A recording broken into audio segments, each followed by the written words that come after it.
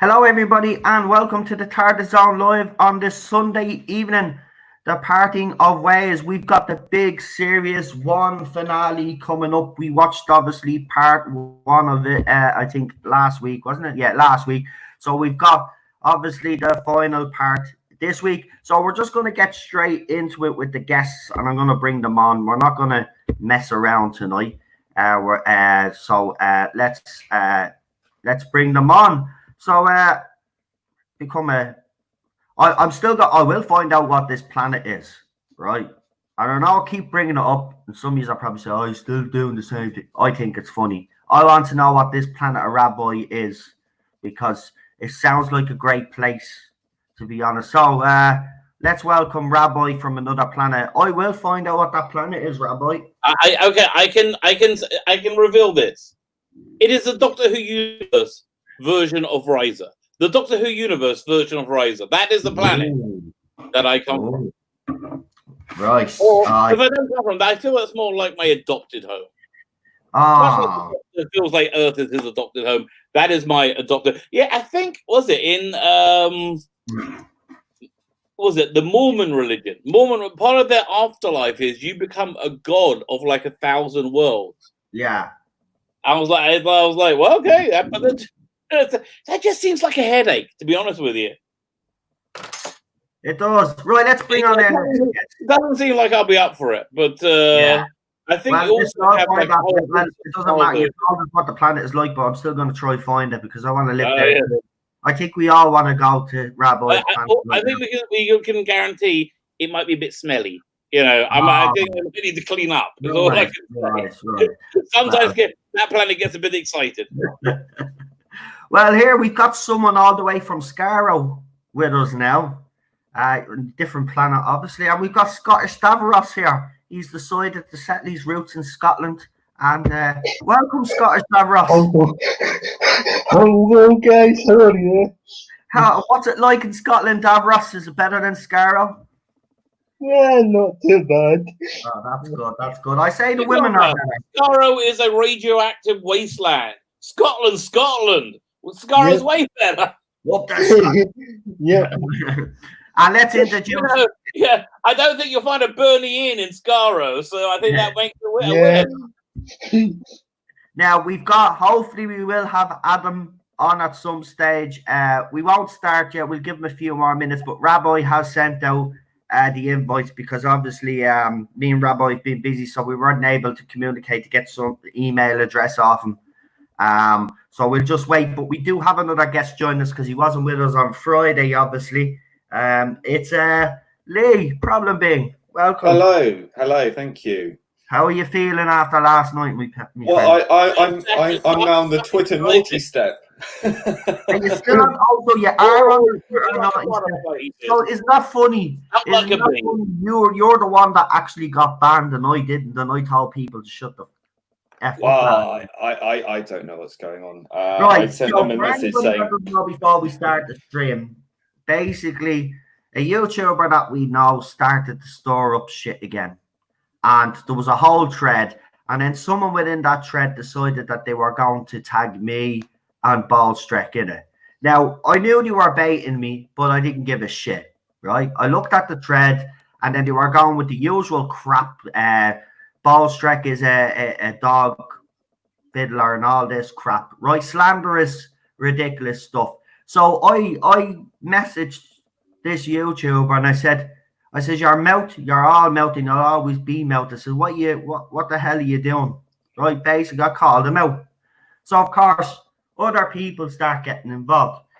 So Lee saw all this happening. And I just texted Lee and I said, Lee, we need to do something about these twats.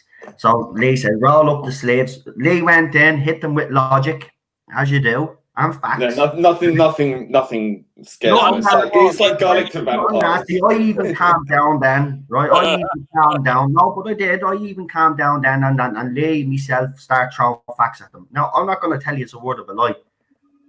When we spoke to these, and I was saying it to Rabbi at the beginning, before we come on there, when you speak to these people, you will find that there actually is a lot of common ground. You actually do agree. We actually do agree on some stuff. Obviously, we don't agree on everything, but we do agree on certain stuff.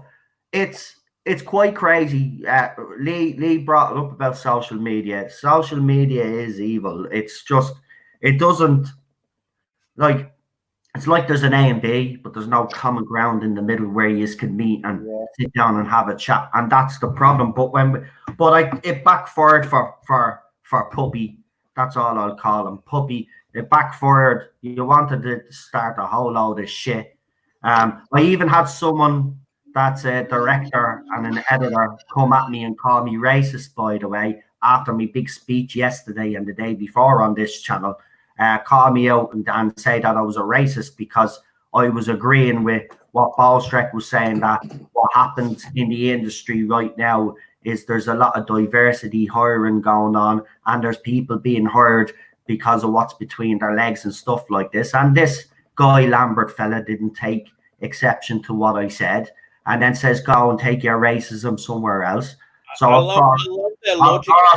I took offense to that, and I basically said, shut the fuck up.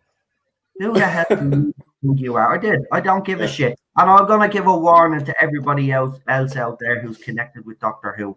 If you're going to come onto my Twitter account, after I've unprotected, you're going to come onto my Twitter account and you're going to retweet some of my tweets that's then going to get people to come onto my account and attack me.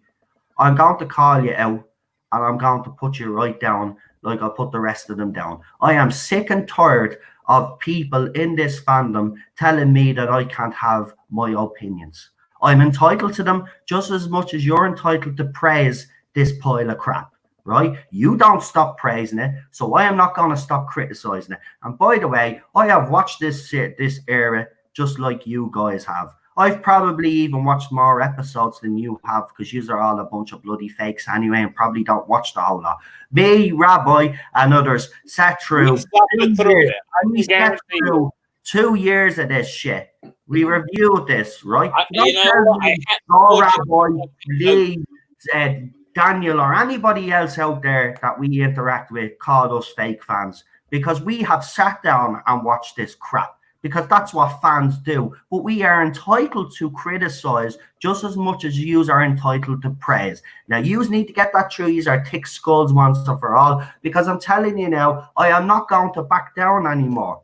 There is no backing down anymore. I am not going to concede to you little twats anymore. If you don't like my point of view or my opinions, you jog on. It's as simple as that. Don't come onto my Twitter account and start shit, right? And then when you do start shit, you decide then to delete tweets or remove yourself, right? You end up blocking me. So don't come in the first place, yeah? Just keep your nose out of it, right? And don't get involved in something that had nothing to do with you anyway in the first place. This is what I'm sick of, right? I got tagged because of someone. I went in and seen me mate was being slandered all over the place, right? That's why I got involved. I was dragged into this, so I had every right. All the other idiots that got involved, like Guy Lambert and all them, right? You'd no right to be getting involved. So keep your fucking nose out. And as I said, shut the fuck up, you slanderous piece of shit. Ever call me racist again? Idiot. Well, I saw Rabbi's video earlier. I haven't seen it because I'm only up a couple of hours, but I will watch your video, Rabbi. Don't worry. Rabbi, it's a good one. I'm telling Rabbi, you are the god of you are the god of 1,000 subscribers. So there you are. So congratulations. Right. Well, I did say my piece, but all I'll just say is that when you do talk to these people and you are calm about it, you do get somewhere. So I just want to actually say, and I will mention your name actually once, Channel Pup, your little plan failed. If you want to take me or Ballstreck on, you take us on yourself. You don't be sending out your little minions to do your dirty work for you. That's typical of a narcissist. Listen, hold on. Be a man. Yeah, if you're gonna take me on and Ballstreck on, or you have a problem with do it yourself. Do it yourself, you little twat. But you won't do it yourself because you're weak-minded, and you'll always be weak-minded. All you are is someone said it last night. Yeah, I can't pronounce the word. I'm gonna make a fool of myself, but I don't. you're narcissistic. Is that the word? Narcissist. Yeah, you're a narcissist. That's what you are, right? You're so far up your own arse. Yeah, Channel Enterprise, Pup Enterprises. Who the fuck do you think you are? Some sort of company, right? Come after me and ballstreak yourself. Yeah, don't be sending out your little twats. If not, shut the fuck up. Yeah, just shut the fuck up like the rest of them. Because I tell you now, pup, right? I'm not afraid to take you on. I've never been afraid to take you on. I punch up, you punch down. You go after the weak. You go after the weak like a few other little twats in this fandom. You just go after the weak. Well, no more. No more. Me and others will be in your fucking way. So you come after me, you little idiot. If you've anything to say to me or Ballstreak, you say it to us. Enough is enough anyway. I'm done with that little twat. And I'm telling you now, mate, back the fuck down. And keep up with your slanderous shit as well, right? That article was faked. The person that faked that article came out and told the whole community that he faked that article, but yet is keep on persisting with these bestiality comments. Yous are scum. Or scum. That's what yous are. Yous are scum. Right? Of course I'm going to defend me, mate. Right? Of course I am. And by the way, make no illusions. When I say Ballstreak is a friend, he's a genuine friend. We met 2 years ago, right, on this platform. Yeah, we've been in contact every single fucking day since then. We have become real friends, right? We don't just talk online. We send each other emails as well. We've sent each other Christmas cards, right? He is a genuine fucking friend. And when I see someone like that attacking my friend, people that I know, well then no, I'm done. I'm done playing. Well, they accused him of not... won't say Arton because Ballstreak has already dealt with it as far as he's concerned.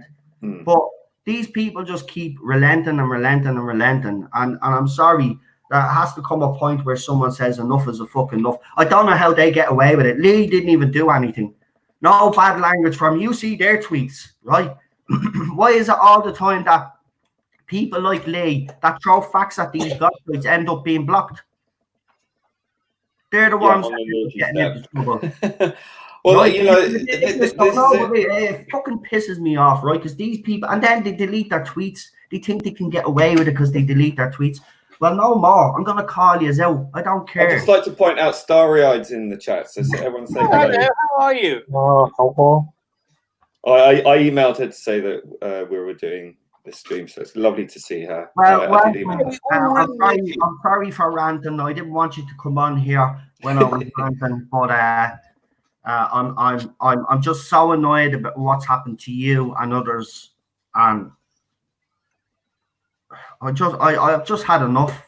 I don't think it's fair that we lose good people online because of horrible little individuals, and those horrible little individuals never get banned from Twitter, which baffles me. But listen, I've said all I've had to say on it. We'll see what that idiot does. He'll probably send out his minions because he can't face the two of us by himself because he's a weak-minded little individual, and he'll always be a weak-minded little individual. I did one video on him. All I did was put a few screenshots up and a bit of music, and it roiled him up. And that was it. That's all I had to do, right? So listen, I can go even. I could be even worse than that. Someone that asked me who I was. I'm your fucking worst nightmare. And that ain't a joke. That's exactly what I am. I'm your fucking worst nightmare. Because the difference between me and all the other YouTubers out there is I genuinely don't give a flying fuck. If I lose my YouTube channel, don't care. If I lose my Twitter account, I actually don't care. I can start again. It doesn't matter. It'll be a pain in the arse. But you think I give a flying fuck? So if you want to come after me, come after me. Great. Don't send your minions. Do it yourself. Be a man. Be a man for once, yeah? I just would like to point out that Noel, of course, is not encouraging anybody to perform acts of violence or any intimidation. I didn't say anything. I just want to make that completely clear to everybody's legal department. That may be listening. Well, it doesn't matter. I mean, you can do the right thing and get banned anyway. Listen, don't care anyway, right? Listen, I'm not threatening any sort of violence at all. All I'm just Well, saying. they're the ones that always go on about He words wants to of take me violence. on YouTuber versus YouTuber, no problem. In a debate, whatever it is, whatever. I'm sick of him. Do you know what? Actually, I'll do one better. Yeah, you probably will listen to this stream. So here's your opportunity. Yeah, you're such a big man. Yeah, you seem to have a problem with me. So I know for a fact that you won't invite me onto your channel.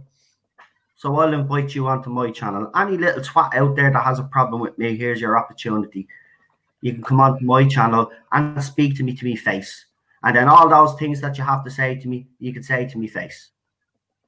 Yeah, if you're man enough. Which is won't be. But there's the offer is out there, channel enterprises, whatever the fuck you call yourself now. Now, if you got a problem with me, you come on this stream and you explain why you have a problem with me. Yeah, then I'll explain why you're fucking wrong, and then I'll send you fucking packing. I think if that does happen, we should somehow monetize the stream. I would pay to see that. That would be very entertaining. Yeah, well, the offer is there. Any one of you, actually, not just him, any one of you, Mr. Carter's reviews as well. Council of Geeks, I heard you have a problem with me. As well. In the chat. Apparently has a problem with me. I never interacted with the twat. You have a problem with me as well. Problem. So, Adam is in the. Yeah, but he's saying he can't make it. He's in work. That's fine, Adam. No problem. That's all good. But yeah, the invitation is there, and if you don't want to come on my channel, I'm sure. I'll have it. I'll have it. Be willing to moderate. 10%, Adam. 10%. Oh yeah. Right, but I've said all I've had to say on that anyway. Right, I'm not going to say any more because people are here for obviously this stream. So we'll I'll get set up. So while you're getting set up, I watched it earlier today, and I had a number of thoughts about the story, which is it's a remarkably good story. The only one thing a story I can think of that compares to, and it compares quite closely, is Evil of the Daleks. And so, but this does in 45 minutes what that did in 7 episodes, and it's got not that it was a beat for beat recreation, but it had that kind of like just kookiness that anything could happen, and yet it was really organically the Dalek. It was very, very Dalek-y and very, very doctorish, which this story is. Also, I'm now looking back at the whole season 1, the 2005 series. I kind of look at it kind of like the season 7, which was in itself a real reboot of Doctor Who, which I think the 2005 one was. But but it's also so very different from what came next. What came next is much more traditionally what you think of as Doctor Who. And this is just so alien in so many ways to what we think of as Doctor Who, yet so very, very is. So so that's what I thought. This is a really great Dalek episode. It's a great Doctor Who. Nick Briggs is fantastic in this. I think it's one of his best performances. Yeah. Just knocks it out the park. But yeah, I think this is a masterclass in writing and in writing Doctor Who, and it can't be any other era. Then it could. This is so Russell T Davies, 2005, and I watched The Confidential, and they're so young. Poor Russell T Davies is so young. Yeah. Sorry, guys, I'm just getting the computer. Oh, sorry, I thought that'll be enough time. I could go longer. What else should we talk about? I thought I'd find that so well. All right, hold on. Nearly there. Good grind. Yeah. Right. Are you coming over to join me, little buddy? It's actually, I would say the world of Doctor Who's kind of calmed down a bit over the last few days. We're having I wouldn't actually say so. I think it's just as bad as it normally is. Well, I'm just finishing the last month's monthly release with Colin Bacon, Big Finish, and it's very, very good. So far, I'm about 3/4 of the way through the second episode, and it's very, very good. Right, guys, get you our copy ready now. I'm at the Doctor Who logo series. I'm watching it on Netflix now. So do you want me to skip the recap? No, I think the recap's kind of like integral to this. Right. So just let me. So everybody get you our copy ready. Welcome. While we're doing that, actually, I'll just give a few shout outs there, as we always do on the channel. See who we've got with us today. Right. Oh, So by the way, we're going for the panel. To answer your question, the next generation version of Riser. There is no other version of Riser. all right, just make it right. Spitfire Mark 1A, we're still going to go there. Colin P. Smith, Gary-eyed girl is here. Welcome. Paul says, Patrick Troughton, best Doctor Who. Oh, welcome. Welcome onto the channel. You just be on Twitter. We do talk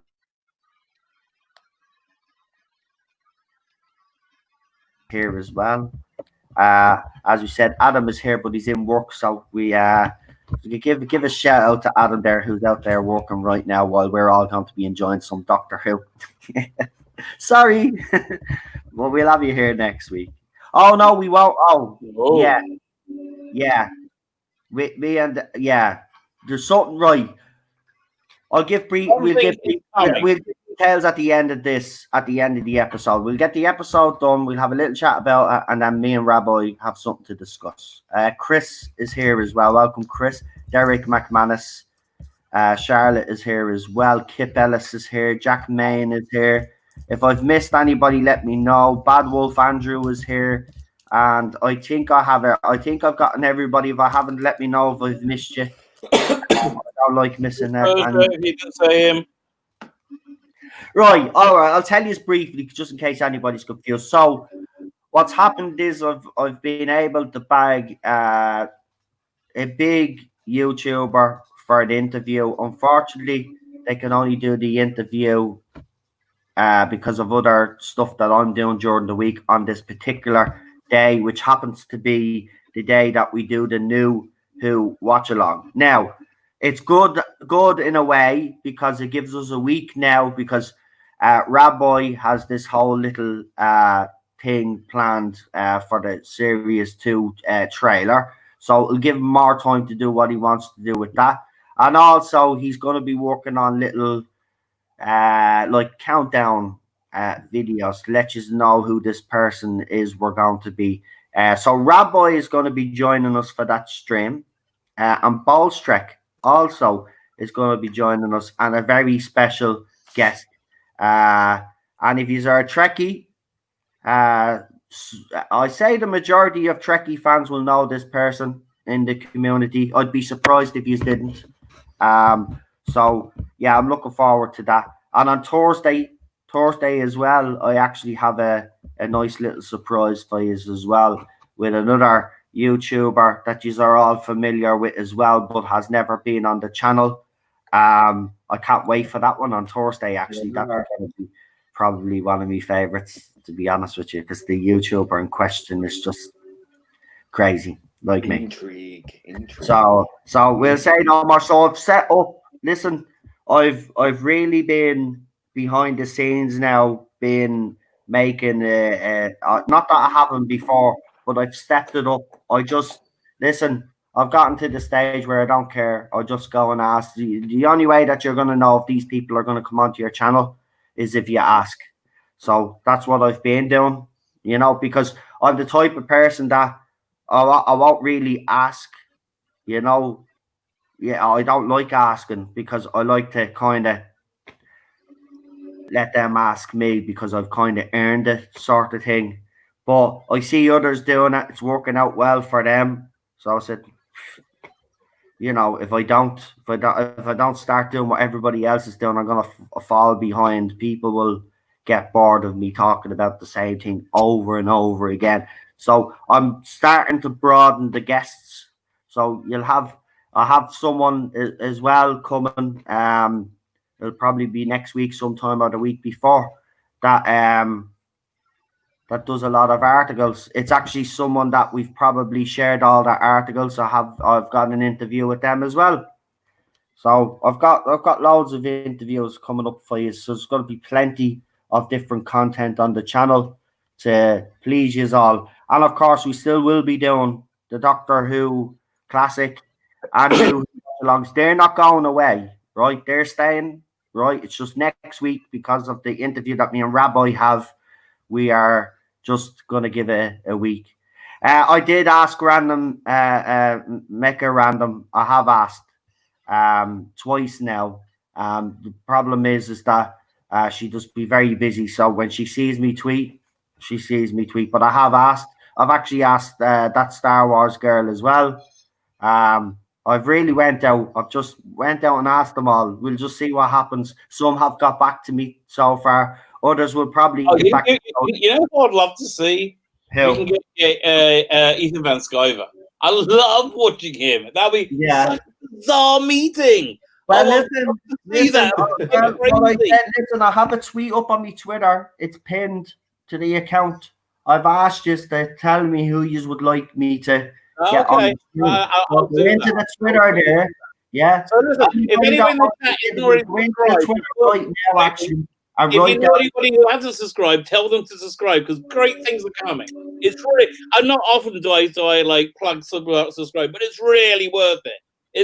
I know some things are coming. It's really worth it. So you should subscribe and tell other people to subscribe. That's it. And you know, as I said, you know, I've said to other people out there, if there's anybody out there as well, even in the chat, that would like to come on sometime as well, just let me know. You know, look, at the end of the day, I'm actually enjoying bringing on the different guests now because it's made because like I don't want to be giving out about Doctor Who all the time. When news comes out, obviously we'll deal with it, but there's no point to keep harping on about it. So I want to bring on different guests and do different things. Well, didn't Screen Rant release an article? I saw Az from Heel versus Babyface he did a video today about a Screen Rant article about how Chibnall has changed the rules of regeneration again from the original showrunner RTD. It's like no. No, listen. About being an animal, like now because it's coming up to the festive special. See, it's in June now, so we're at the midpoint now. So what you're going to see now is a lot of articles from Digital Spy, from Radio Times, from Screen Rant, as you said, trying to big up Chibnall and say how great he is and. The priest Hugh Fullerton, you know, the high water. I know, yeah, and I wouldn't even mind. He used to be actually pretty decent because Jordan Series 11, he wasn't afraid to criticize some stuff, and then all of a sudden, Series 12, he was just praising everything. All the journalists went crazy. Jordan Series 12. Well, they have to toe the line, don't they? Because otherwise they get called out on Twitter by these lunatics. Yeah, we see that happen a lot. Well, listen, everybody's saying stay strong, Starry. We stand with Starry. Twitter, there's actually a Twitter a hashtag that's actually it must have trended. That's one stage because you just put it in and it pops up. Hold on. That's some serious fierce typing going on there. Sorry, that's me. I forgot to do something because, you know, as we are supporting. There you go, scrolling across the screen there. And as we said, we'll always have your back. Right. I know you appeared on my channels only a few times, but I'd like to think that we struck up a bit of a friendship because we used to talk and stuff, and you know, and I defended you because obviously number one, it was the right thing to do, but number two, you know, there's loyalty there.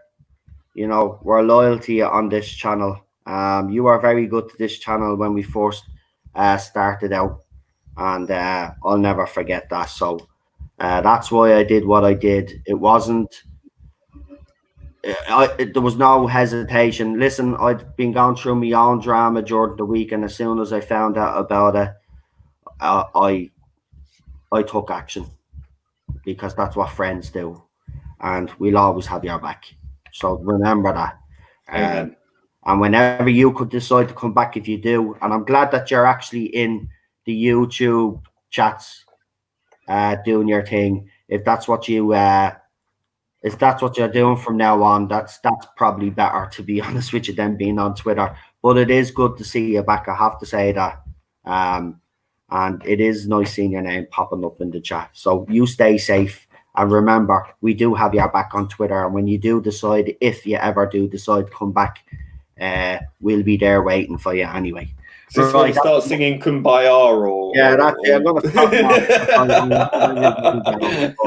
now. But I just wanted to make it clear that there was no, because I don't want to say, Lee knows what I'm trying to say, but I don't want to say it because I'll open up a whole can of worms. But there was something said and I didn't like it, and it's kind of frustrated me. Yeah, you trended. You did. Yes. It was so weird. Yes, it really was.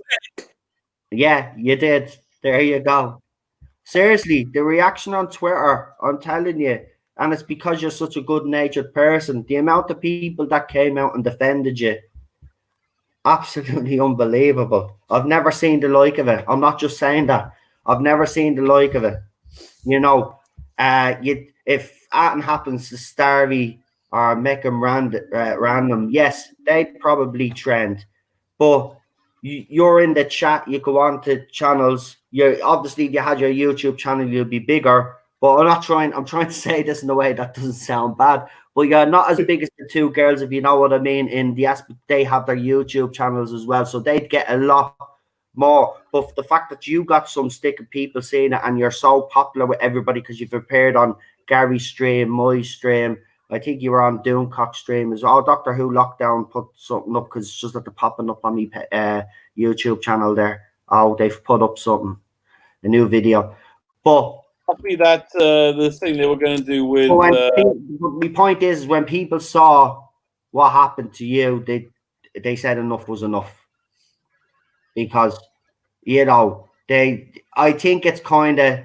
It's not accepted. It's the wrong word. But when bigger female YouTubers get into a spot of bother, we don't, it's not really made a big deal of, because they can handle themselves. I'm not saying you can't handle yourself, but what I'm saying is they thought you were an easy target and went for you because you didn't have the YouTubers and the subscribers behind you. But what they didn't realize was you didn't need the YouTubers and the subscribers behind you, because you already had your own little fandom on your Twitter account. And Messenger, everybody rallied behind you. And I think that's what surprised these people as well. They thought you were an easy target, and I think that's why. A big shout out to Eris of Chaos and Purple Lady and Joe, who've been absolutely brilliant. Well. And Eris of Chaos has her own channel as well, so everyone's. Yeah, I actually shared our channel, and I have asked her to come on, and she has agreed. So I can tell you that I will have her on at some stage. We have chatted, so she's agreed to come on.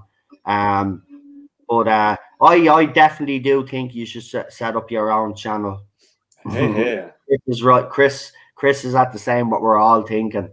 I can say this, put me hands up. If you set up a YouTube channel, you'll have more subscribers than me in 2 days. And we could talk Blake 7 a lot. Rabbi. But that's for those Barry. I mean, obviously, you do whatever you want to do yourself.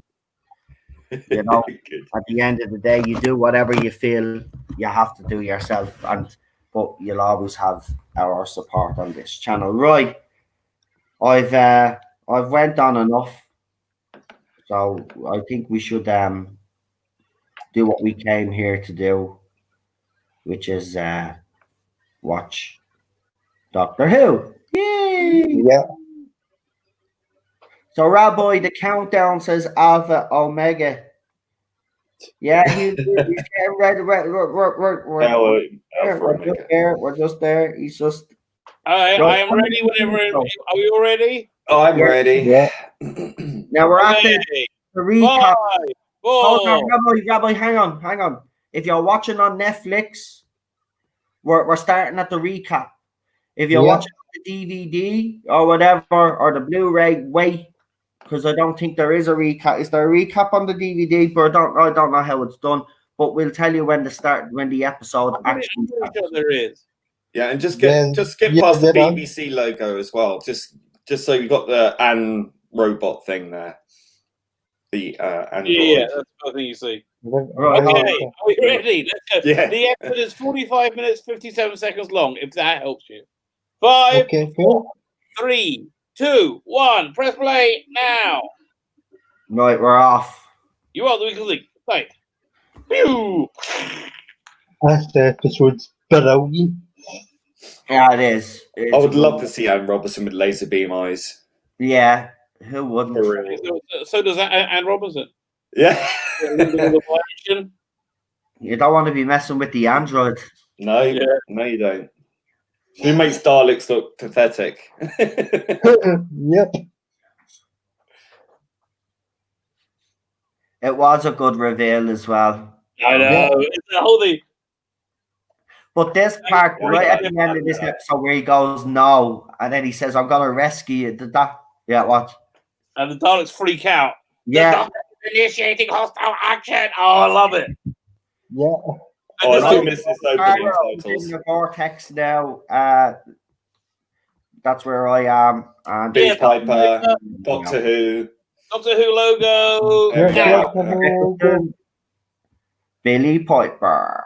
Oh, you're behind us. Hang You're on. behind. Oh, Parting of the waves. My mom behind. Hold on. Parting of the waves. Okay. There you go. Right, I've got it. Right, Dalek spaceship. Dalek's in the spaceship. The Daleks are freaking out. Uh-oh. Of this. You understand it. This is just great Dalek stuff. Yeah, Ash's neck predicts his performance on TV.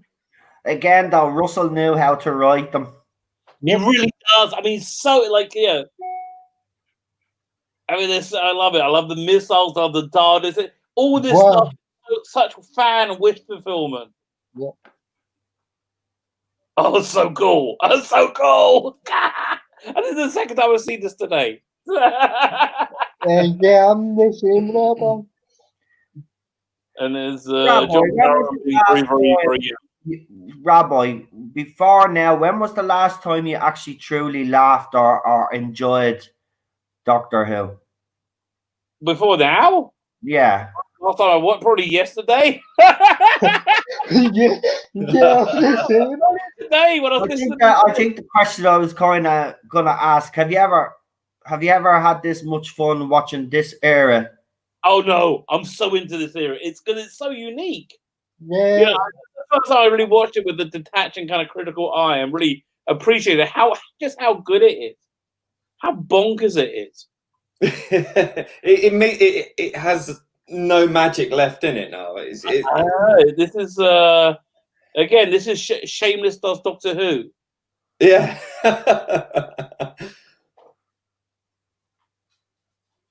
I mean, it's so confident and bright and fast paced and exciting, and it's got things going on, and now it's just conversations in cafes, and it's so self-aware. Cafes, which there's quite a bit of that in this episode as well. But I think this is that's true. The Doctor. But not every episode. No. Yeah.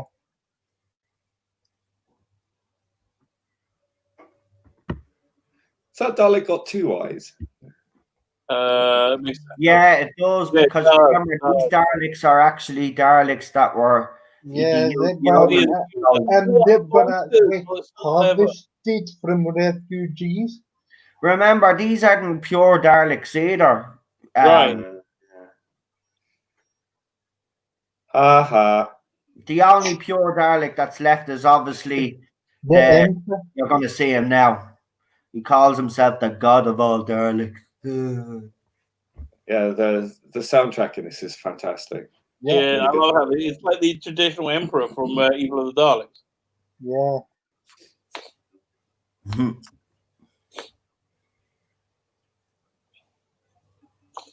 Oh, yeah. Doesn't it just Oh, you could have shaved on better. your face?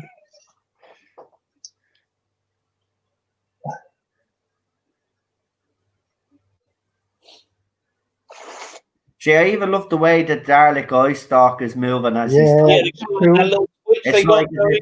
they feel what he's saying to them. Right. Isn't it awesome? It's a vibe through me. And his face here.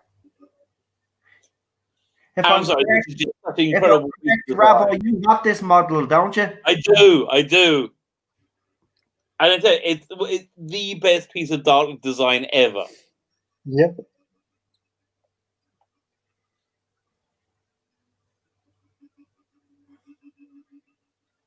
Wow.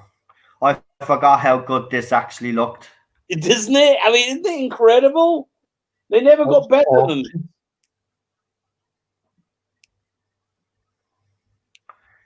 Wayne with Christopher Eccleston here. Yeah. Back up. I love the way he plays with Dalek.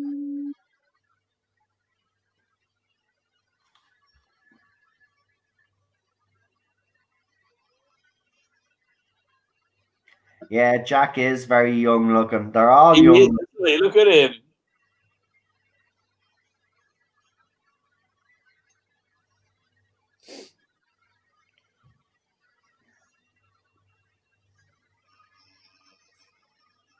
And yeah, I mean, this is just such an incredible fusion of like, Daleks as we see them and Daleks as from the comic strips. You know, this feels like the TV-21 Daleks made real in a modern way. Blasphemy!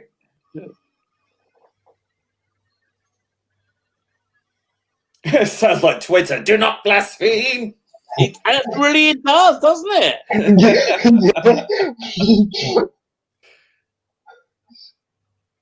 I just love how bonkers these Daleks are. Yeah, but you see by the Doctor's reaction, he knows that they're more dangerous than ever now.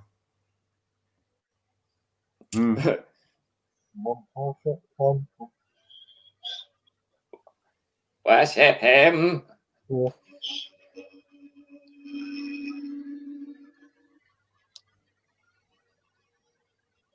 Mm-hmm.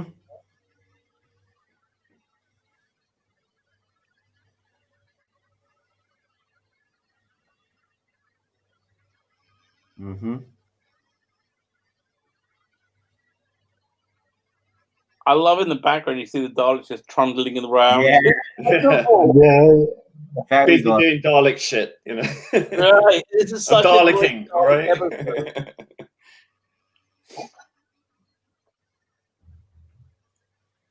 His face here when he closes the TARDIS door, though. He puts on a brave face.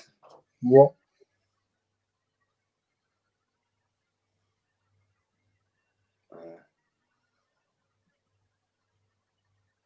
Yeah, he's like, he can't believe he's been pulled back to the Time War. He thought if he was free of it, it was over. Yeah, still in that PTSD mind. Yeah.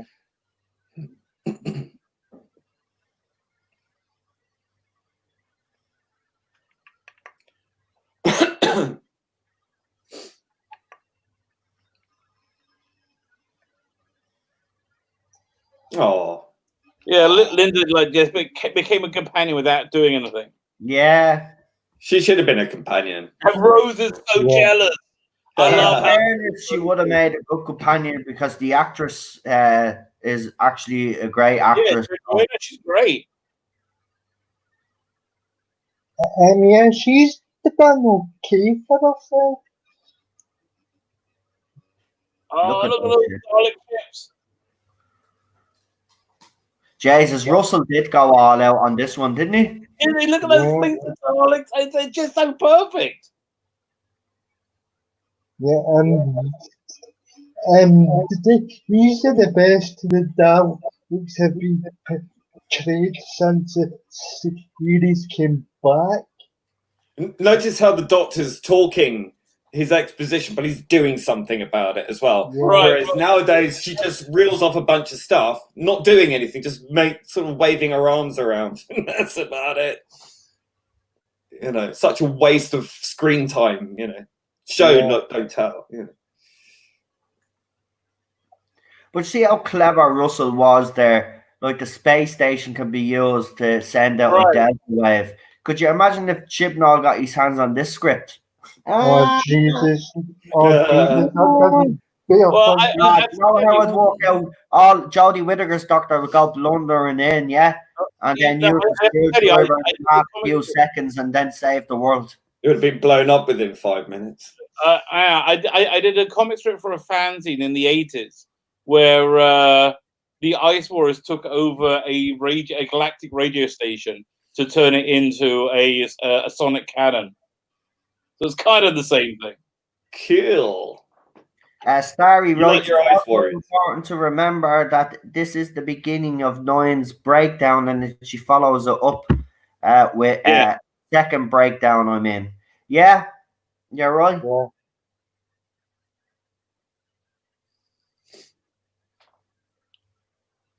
She's so 90s looking with that hair, though.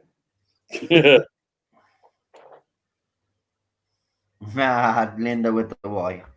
And if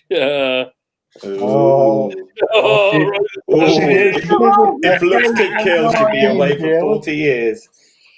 Don't worry, your jealousy gets worse in series too. Yeah, it does. Hello, Teddy. Yeah, bring it out to me. Oh, this is a watershed moment in Doctor Who. Yeah, I want to also add to all of these J-bots out there. This was not a romantic thing. This was him saying goodbye to a friend. Yeah, exactly. Right. And yeah, it was very. Phil Barrowman made sure he kissed both of them exactly the same way. That was his way. Yeah, they try to latch on to these little things. That was a friend saying goodbye. And Captain Jack, as we know, is a 52nd or 54th century man. So they've moved on. But you see, it wasn't obnoxious because it was the character. It was in character for him, and it wouldn't make sense for him not to do that. Whereas today, it doesn't make any sense. They just shove it in. He's brilliant. He is. Yeah, he does look very good here as well, doesn't he? Yeah. In the outfit.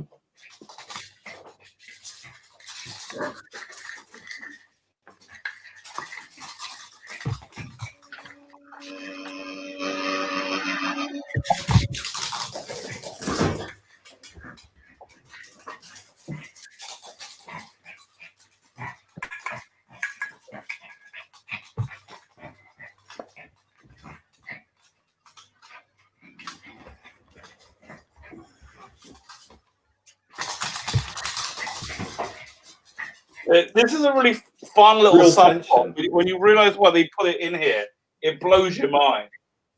But here's the thing now, looking at this now, we know that all those people there that Jack has just left are dead. Right, and that's why they're in there. Just because you'll see the Daleks just like go. They actually change direction to get them because they want to kill.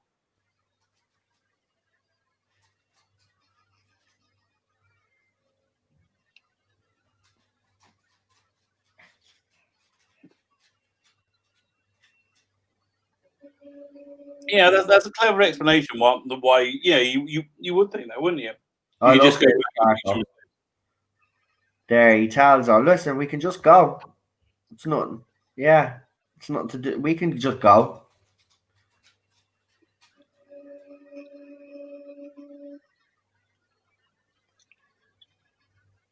I do love the scene with Jackie and Rose, though. Mm-hmm. When she basically tells her mom that she married dad, and Jackie's face. Jackie does get a lot of stick, but but I enjoyed that. Spoiler, they all got character development, you know. They all ended up. We seen where they started, and we seen where they ended up. Right. You know? No, I used to hate Jackie. Did you? Yeah, but on the rewatches, I've grown to really, really like her character. Yeah, Jackie's good. Jackie's just comic relief, but she's fucking great. Oh, I love Jackie. She's good. This scene always got me. Mm-hmm. Where he knows he's I love this. Yeah, look at his performance. I know. Oh, the acting in this is incredible. Look at that face. Look at that. I mean, like, it's every bit the same man that John Pertwee was when he was driving away from Joe Grant, right? Yeah. Yeah. But he kept the promise to Jackie, though. Mm-hmm. Jackie said, promise he can keep her safe, and he couldn't make the promise, but he did. He kept the promise because he sent her back. So everything that happens from now on is Rose Tyler's fault. Remember that? Yeah. Here's a question to ask as well. Obviously, we know Jack. Right. This is what about the best scene in Doctor Who. This message he leaves. I like the bit where he looks at her. Yeah. Mm-hmm. And the music.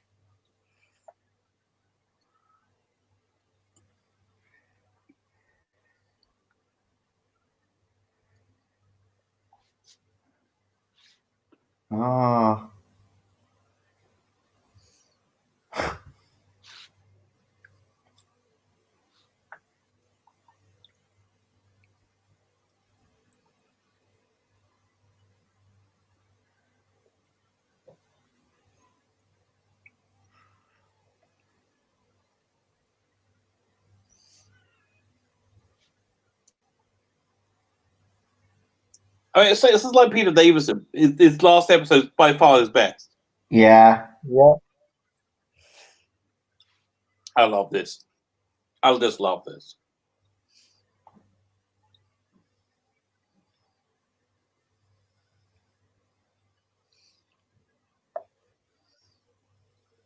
Did you notice how they took that teeny reverberation music?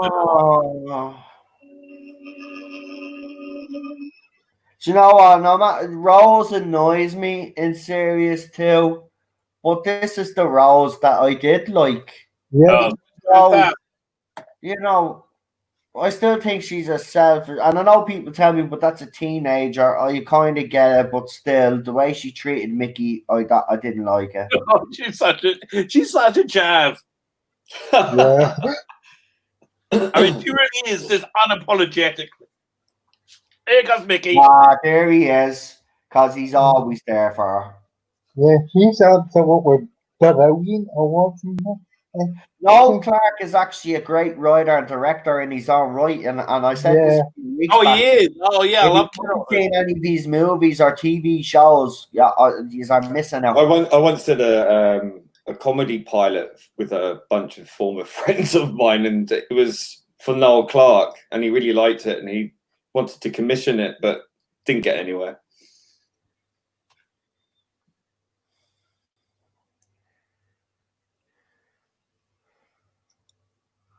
No, but yeah, and the interesting thing with the Doctor is he's just totally okay with dying at this point.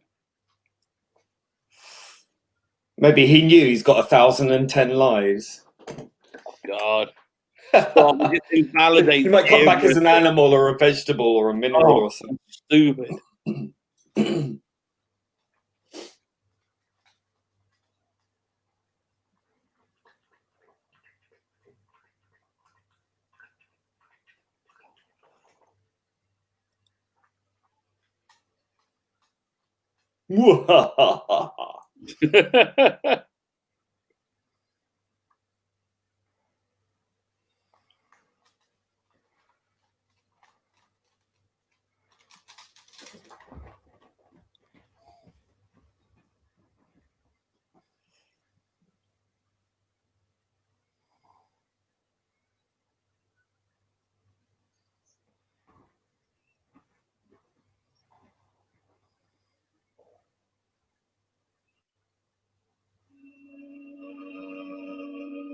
Yeah, again, it's so clever, all this stuff.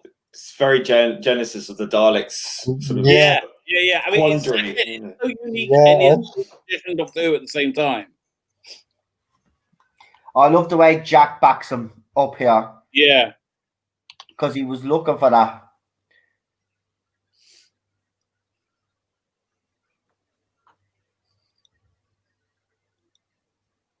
Yeah. This blew me mind though. That's great. It's so good. Yeah, Scapa across time. Ooh. And I was like, what? I was like, Right. well, if it's not, then what the hell is going on? That's what I was to say. That's Russell for you. That's Russell. Jesus Christ, if it was Chibnall, we'd have it all sussed out in the first 10 minutes. Oh, Exactly. Jesus. Got 30 minutes of watching crap that we already know is going to happen. Chibnall, this is how you do a conversation in a cafe. Yeah. Oh,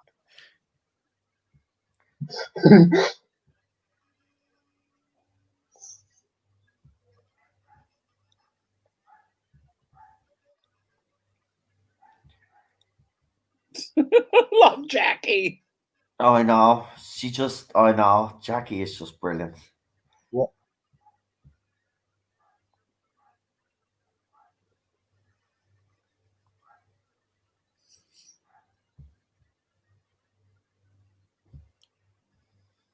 Yep. That's well, yeah, I love this bit. See, Jackie does understand. You can see that she actually does understand, but she Right. just got her daughter home now.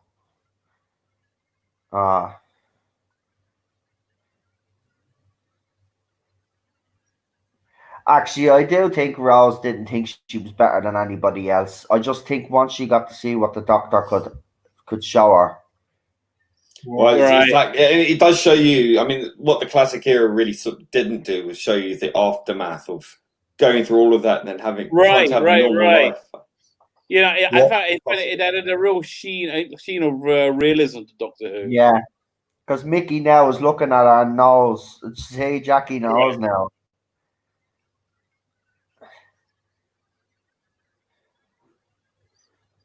Consequences. That was great acting by Miss Piper there. Yeah.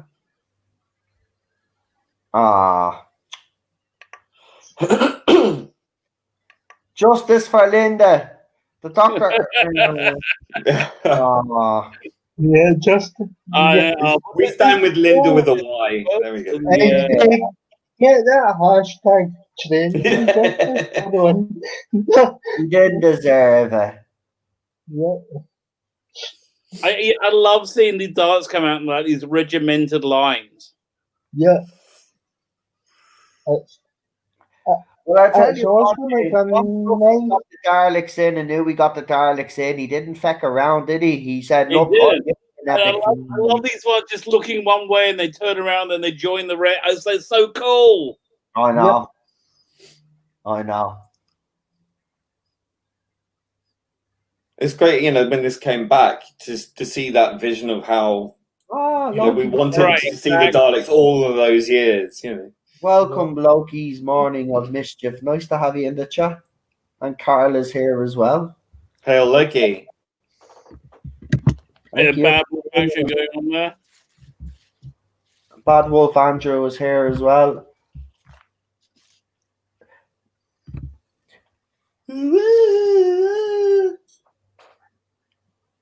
Bad Wolf here, Bad Wolf there. I figured out once I seen it on the wall, but I was kind of like, but was it a TARDIS? Was it Rose? An Echo? Yeah. Bad Wolf there? Yeah.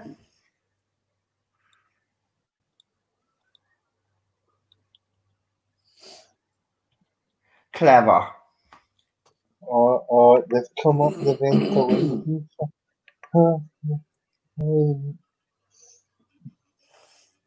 You know, Doctor Who doesn't have the budget as most shows out there. Obviously, this era there was money thrown at it, but I mean, RTD, you know, Oh, it was $1 million an episode even then, wasn't it? Be able to Right. produce something like this on the budget that he had is absolutely fantastic. It kind of just imagine if RTD had got all the money that Chibnall had gotten.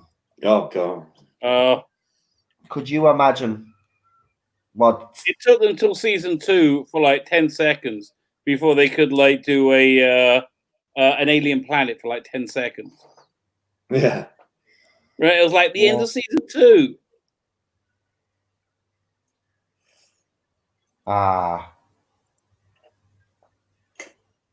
See, I didn't like that line because Mickey, sorry for him. I didn't like that line. I never had and he's still willing to help her. Mickey, just feck off, just leave her.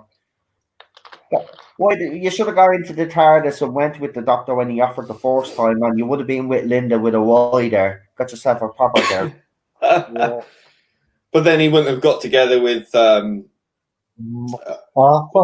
Martha Yeah, Jones. Yeah, you're right. Yeah, I forgot. Yeah, because we like that. Now, very Matrixy. The same as they had in was it the 80s Daleks? Revelation Daleks. It sounds very similar to me. Yeah. So it's an interesting like callback.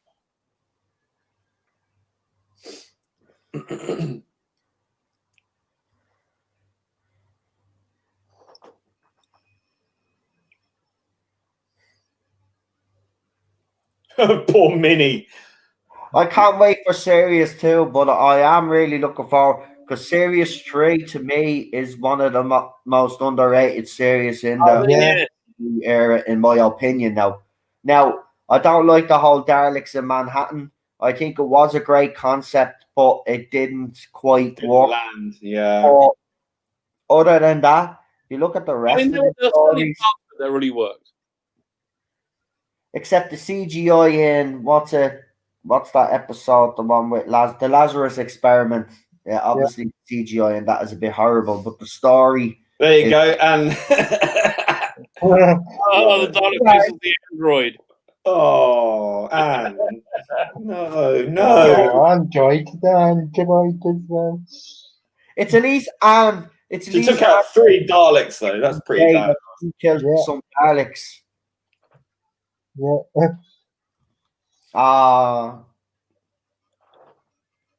See you, Linda. It was nice knowing you, Linda, with a Y. But oh, that'd be such a horrible day. Even this fella, he's like, but they can't be real. They can't. Daleks are not real. It's not fair. I should be rich. Oi. Massacre. Yeah, but RTD wanted to show us that. Yeah. Right. Well, you have to. You have to. If there's no stakes, there's no drama, and that's what we've got at the moment with no drama because there's no stakes. Now all the stakes have been completely removed. Right. because now the Doctor can just regenerate infinitely. Here's my favorite part now, where she tells Jackie, because she gets a bit Jackie. Here we go.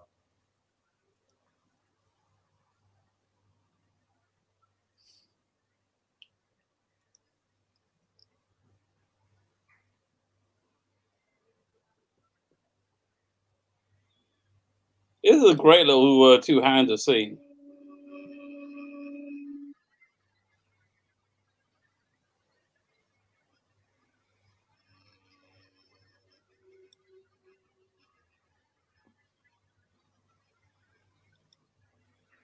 Yeah, this is just a great scene.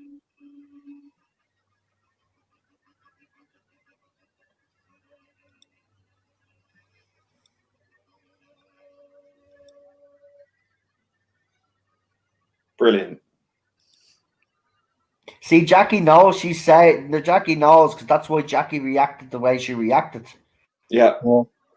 Right. It's that cognitive dissonance. She knows it's true, but she can't face it, so she refuses. Exactly, yeah. So she just does what everybody does when they can't face something. Run away. Yeah. Run away. Oh, this Yeah. I have to So say, cool. this did look. Wow.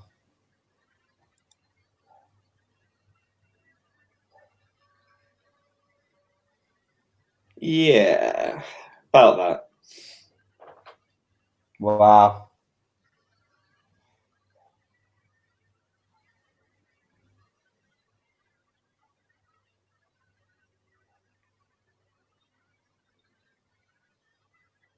I love this part. Yeah, man.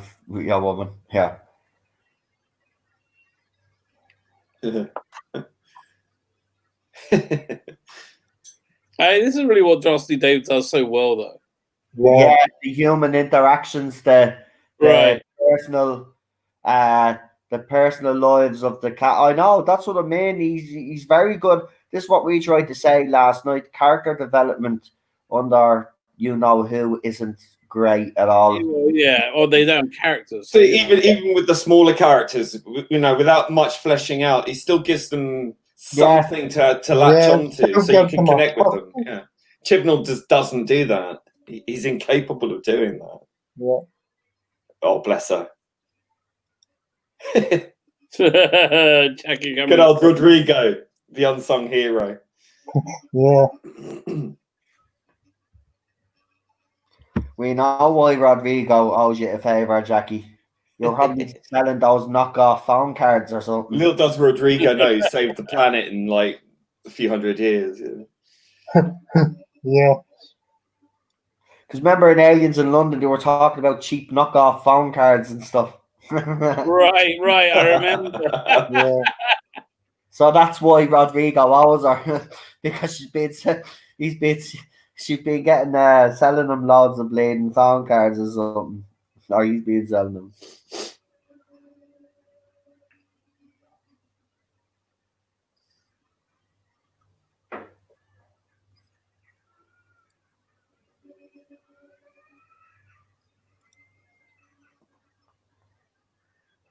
I love the fact that she's in a bloody yoke that looks like a bit of a Dalek, man. She gets killed here now. Watch. Bang, you're gone. Oh dear. Don't celebrate, yeah? Oh, you're dead now. As soon as you say your friend's dead. As soon as you say you're in love, it's all over. Yeah. Uh-oh.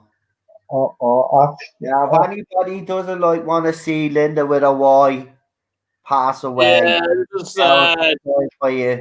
You know, I mean, this is just showing you how brutal and terrible the Daleks are, and it's like so effectively doing it. Again, they just stopped off to murder a room full of people just for kicks.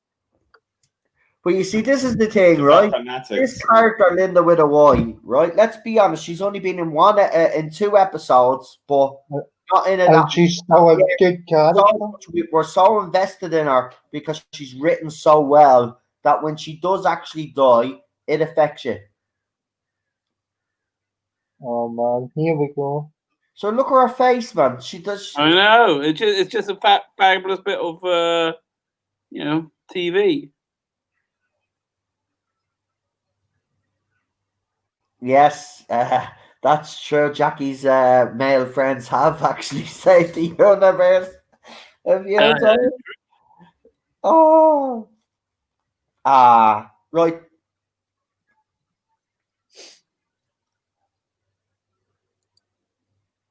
Even Jack, I was gutted when he died, actually, because I didn't know, obviously, at this stage that he was going to be, But I was to say, not Jack as well. You're going to kill them all off, RTD. Unlike Moffat, where everyone lives, just the once. Yeah, right. But in this case, I'm glad Jack survived. Yeah. Because he is good in Serious Trey. Yes. Yeah. I love this whole scene. Yeah. Again, it's just such a weird Doctor Who. Yeah, but it's enjoyable. That's what yeah, it that's is. fantastic. I'm loving it. Even newer fans, if we were to show newer fans this, or people that wanted to watch a new show, if you showed them this episode, or even because Rose, I'd say, I'm being honest with you, I wouldn't show anybody Rose, to be quite honest with you, but I would say you have to watch Rose. But Yeah. I don't know. I think Rosa is a good introduction. nah, I don't know. The people get turned off by the wheelie bin, and I like the wheelie bin. you got to remember, Rabbi, there's people out there that introduced the Doctor Who for the first time, yeah? And if you want to show the new Who something more up to date, Rose is not the episode. It's not. I can hear that. I'd even go as far as to say the Empty Child and the Doctor Dances or the Unquiet Dead is what I would start off with. Just New Earth. New Earth is a great example of what Doctor Who was going to be from that one. Jack. Oh. There you go. Oh, breaks your heart. But this is the thing about Jack. He knew he was going to die, and he stayed there with the Doctor. Right. Being a bit when we first met him. Remember, his character has developed quite a lot. Because when we first met him, he was charismatic, but there was always something dodgy about him. Right. By the end, he became loyal and exactly, he became reliable. Oh man, I just miss Doctor Who. Yeah. Same.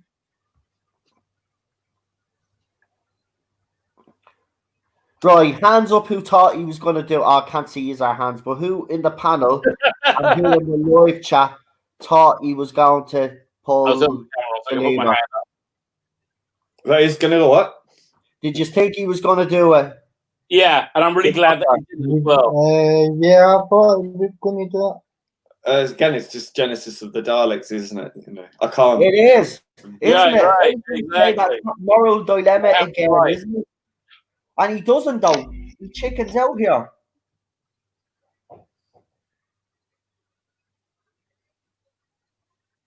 See,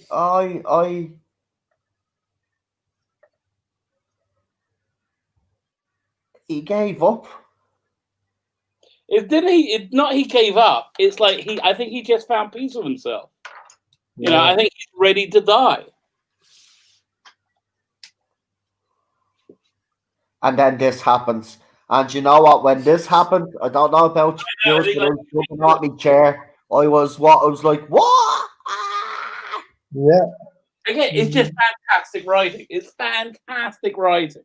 His face here. So who saved the Doctor? Was it the TARDIS, the heart of the TARDIS, or was it Bad Wolf Girl as they call her? I think Bad Wolf was created by the heart of the TARDIS. Yeah. It's an independent entity. A bit like what the Time Lords did with the crack in the wall sort of thing. Yeah, I think so. I mean, it's just a weird wibbly wobbly timey wimey thing. It doesn't matter. It works. Exactly. I do like the way that the whole Bad Wolf being scattered throughout time and space. I love it. Oh, I love it.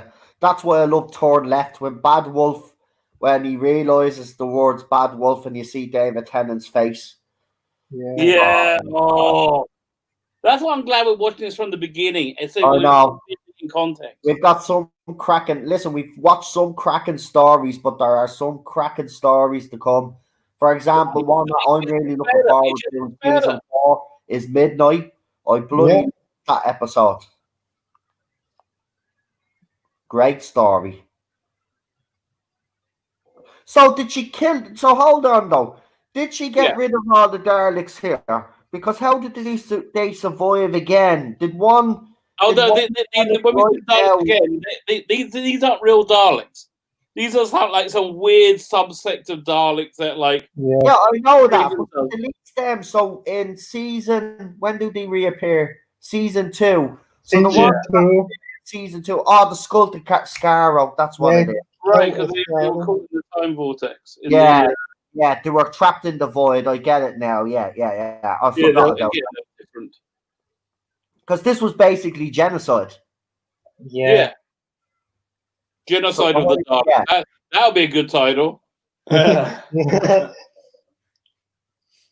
But that doesn't make sense. The The Daleks in season, the Matt Smith one, Victory of the Daleks, when the new Paradigm comes out, they killed those Daleks because they say they're impure Daleks. Exactly. So were those a remnant of these ones? Oh yeah, see, That's interesting. I know Matt Smith rebooted the universe. We know that, but yeah, but he did that. The reboot, it was like a soft reboot where a lot of things were repeated.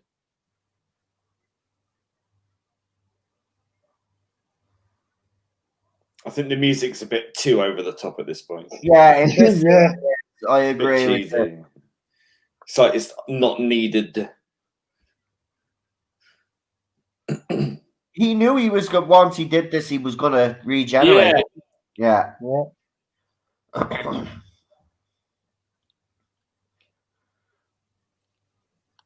Well, there you go. They wanted the kiss between the Doctor and the companion, and that finally happened for us.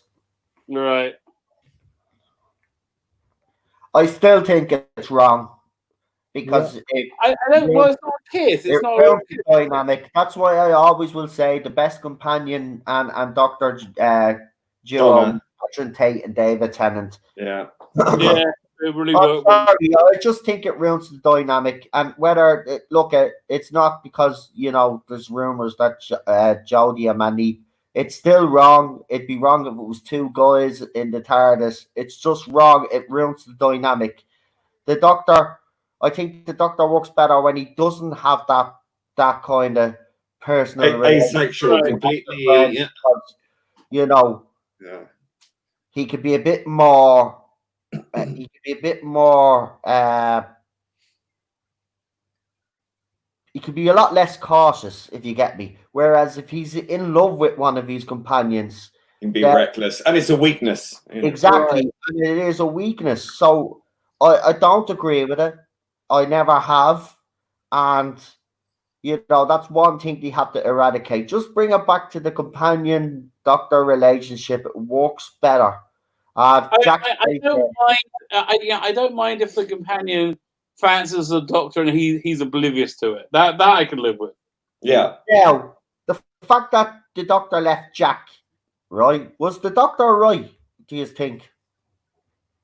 Well, maybe he thought he was still dead. He just assumed he was dead, I guess. Yeah. No, because David Tennant tells him in Utopia that he knew he was alive. Oh, you're right. He was dead, and he left him there because he was unnatural or something. Right.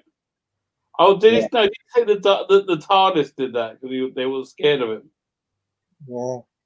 I forget, man. But we'll get there. But it's great when you watch something and you bounce ahead, and it connects because that's how clever RT. Hold on now, because this is where the animal thing comes into it.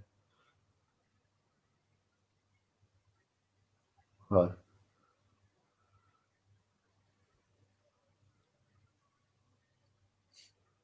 Right. Yeah, but he's delirious at this point. He's facing his mortality. I might have two heads or no head. Yeah, but that's a joke. It's a joke. I mean, this is the truth. We all know that Russell Davies wouldn't cast an animal as a Doctor. Right, we have to talk about we do have to talk about this regeneration scene because this was the first time we got to see this type of regeneration. Was people impressed? I didn't like it at all. I thought it was so over the top. Like the whole standing like a star jump kind of maneuver.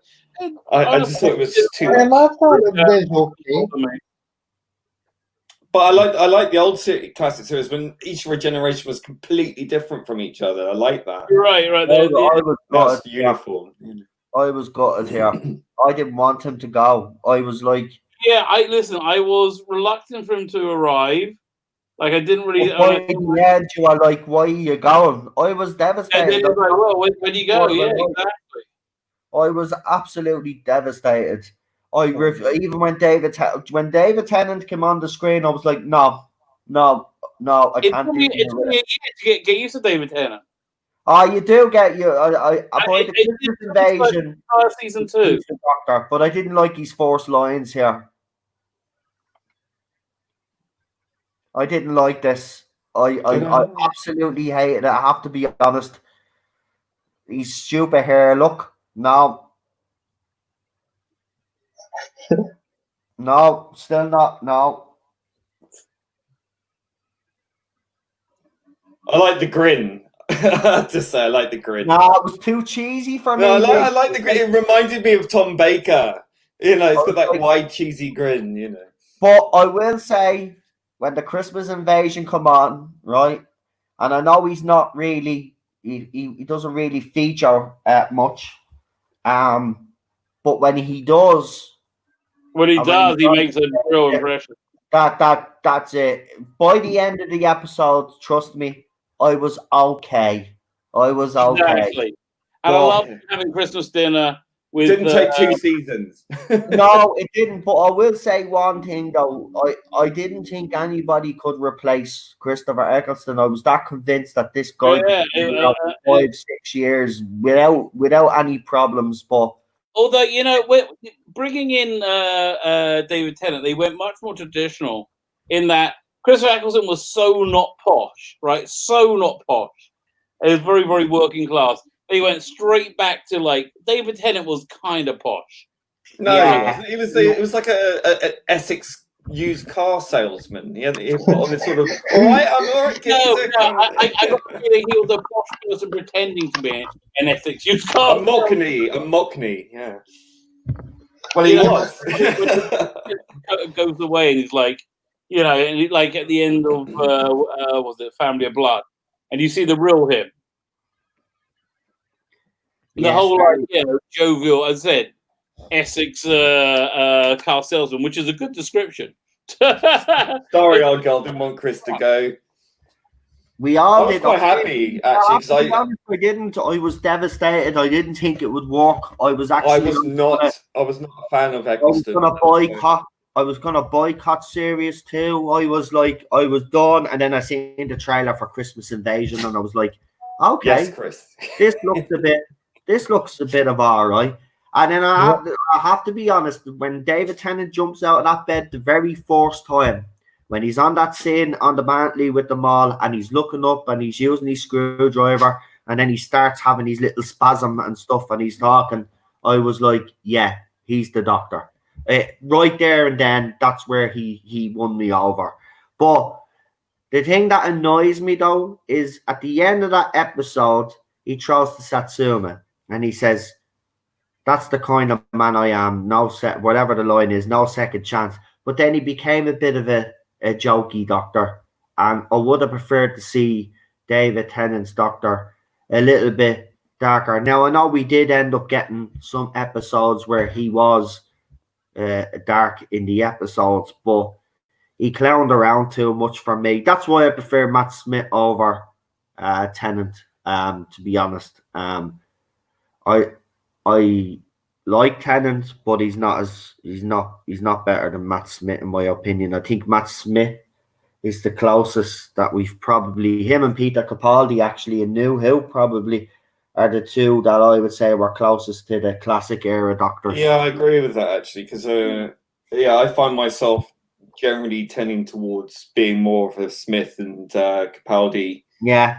Sort of era fan. Don't get me wrong, I love Tennant, but there's just something about Smith Smith had the young face but played it old. Well, every 5 minutes, Tennant's like, wow. Yeah. And all these, and when he, you know, I mean, we had Fantastic all the time, and then we had Alonzi, and I just, you know, I didn't like all these sort of contrived catchphrases. Yeah, I don't like them at the time. Now I like them. Yeah, still makes me cringe. Skip Ellis writes with the £2 super chat. He says 2 regenerations over 2 nights, knackered now. I know we got you the classic one, and Peter Davison, obviously. I think Peter Davison's regeneration scene is one of the best. Yeah. We have I think the regeneration scene was the inspiration for the New Who regeneration scene. I think I get that same feeling from it.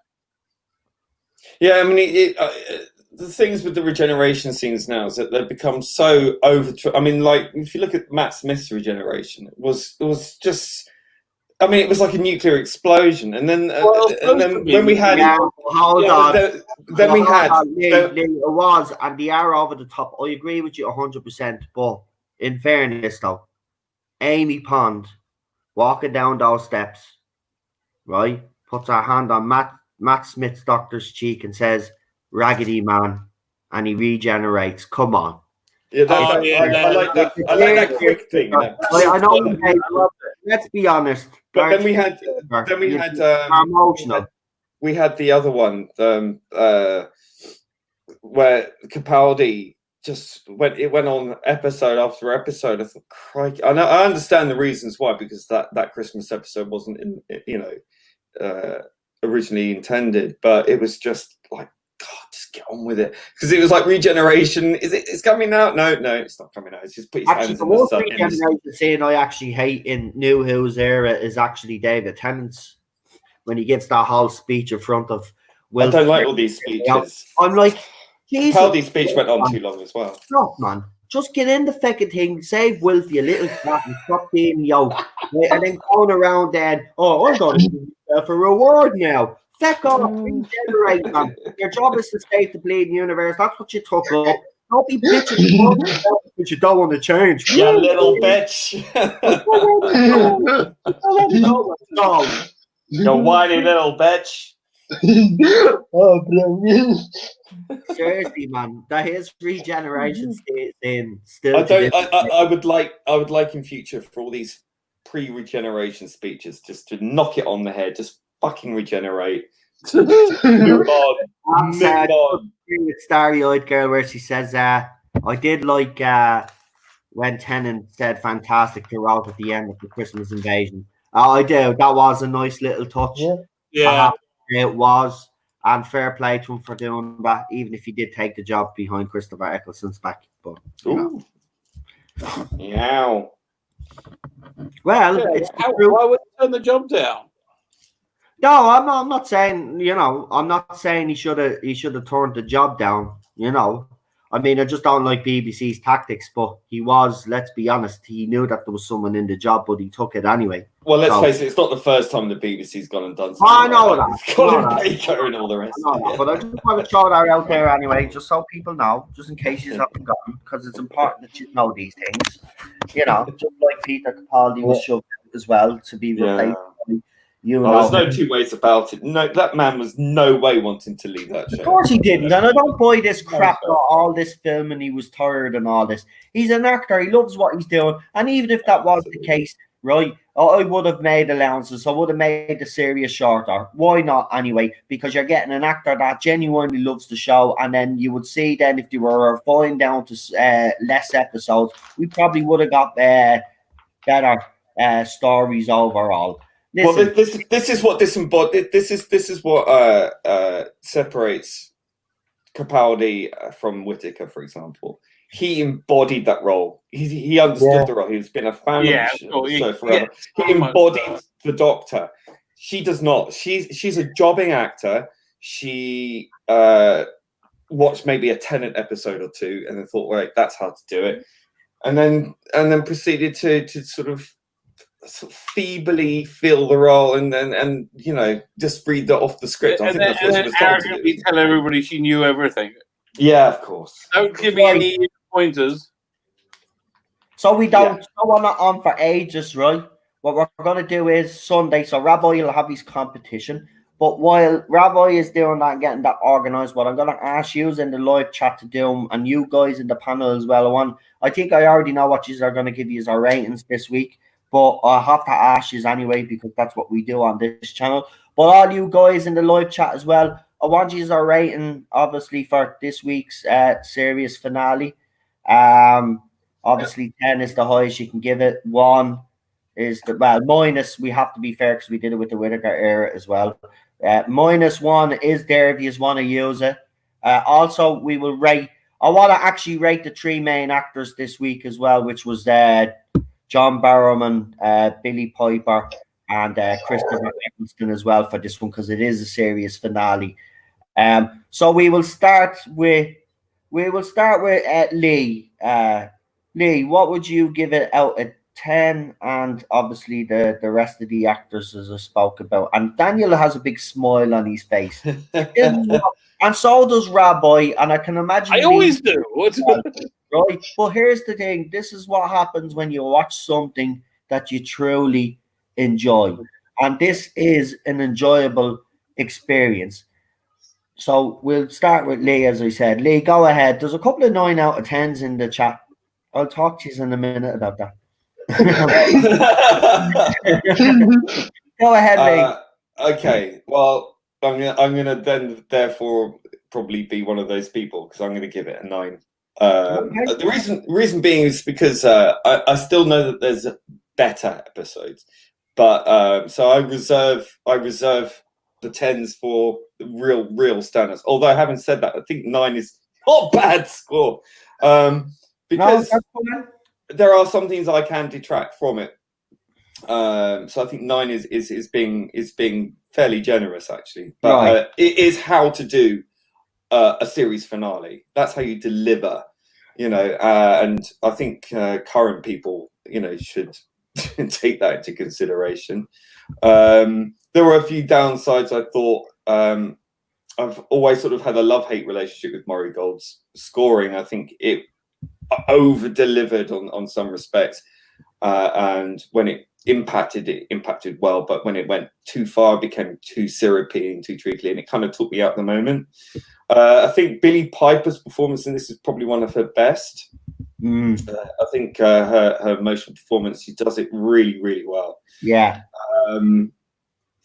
The bit where she goes, "I divide you," is a bit too messianic, and I thought it was a bit over the top as well. So those are my. That's why I sort of deducted that 1 point.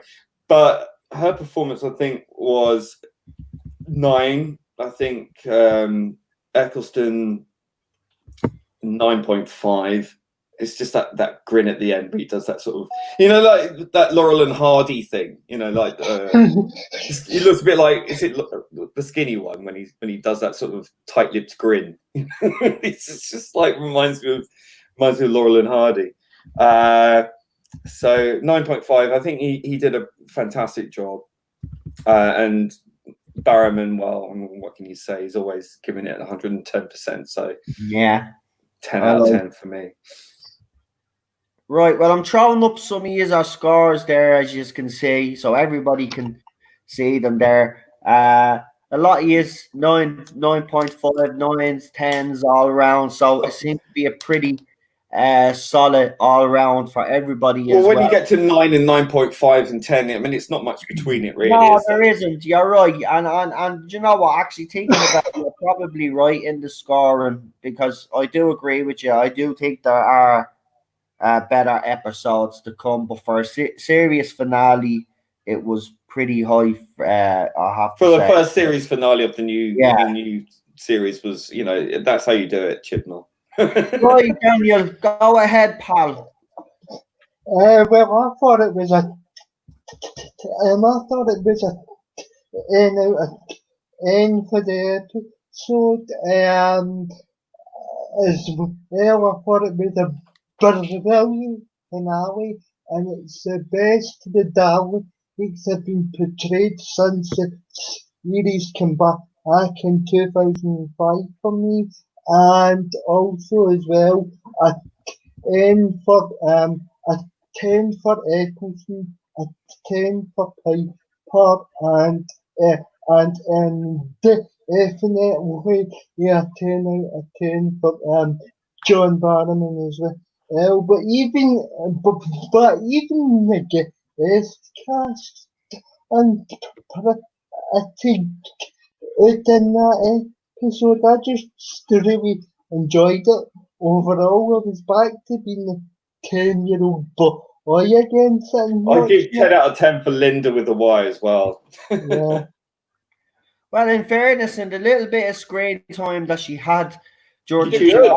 episodes, Yeah. by the time she dies, we're fully invested. And again, that comes down to the writing and the people that RTD was able to get around them. I think the ensemble cast in this did a fantastic job as well. Yeah. They really put it together. There was a real sense of drama and threat and Yeah. danger, and they all gave their top performances. I enjoyed that. Yeah, so 10 out of 10 for them as well. Yeah. Right, go ahead, Rabbi. I think I already know from you because for me, this is a 10 out of 10. This is a creme de la creme of Doctor Who for me. This is some of my absolute favorite Doctor Who. There's just so much good about it. It's just a great episode, really emotional. I love the hologram scene. I can't think any part of it I didn't love. It was so weird and so different from any Doctor Who I've seen before, yet still so incredibly Doctor Who. Yeah, I loved it. Just loved it. So 10 out of 10 for me, all the way. High praise. That is it. I knew Rabbi would go 10 out of 10 all the way. Oh, yeah. Performances on every level. Yeah. I get it. I can understand why people give it a 9, a 9.5, 9.7, right? Yeah, I can understand. But I have to say this because you know me, I'm out straight. I think this is a 10 out of 10. And I do agree with Lee though. I do know there are better episodes to come. And he's right. But at the time, and this is the way I've been trying to critique it. I'm trying to think back to 2005. I'm not trying to critique it on today's standard because that would be unfair. But for me at the time, I remember how excited. Now I was gutted, obviously, Eccleston had gone away. So, but it's still a 10. I mean, Christopher Eccleston's performance a 10. I will agree with Lee as well. I have to say the whole Murray Gold music listening to it again, I agree. Some subtlety there probably would have worked instead of the way he did the jingle bells. They didn't that bleeding stupid music that he had. It just didn't fit. But other than that, I agree. Supporting cast, I don't think any of them were bad. John Barrowman will get a 10. It doesn't matter what he's in. He can be exactly. He can be on the stars or whatever. Whatever John Barrowman is in, me and Cheryl are huge fans of him anyway. But he's a 10. I just love him. I love him in Torchwood. I know Torchwood has its problems, but I love it for the fact that he's in it. No, he's great. He really brings in sort of fresh air into every scene he's in. Yes. He's just such a joy to watch.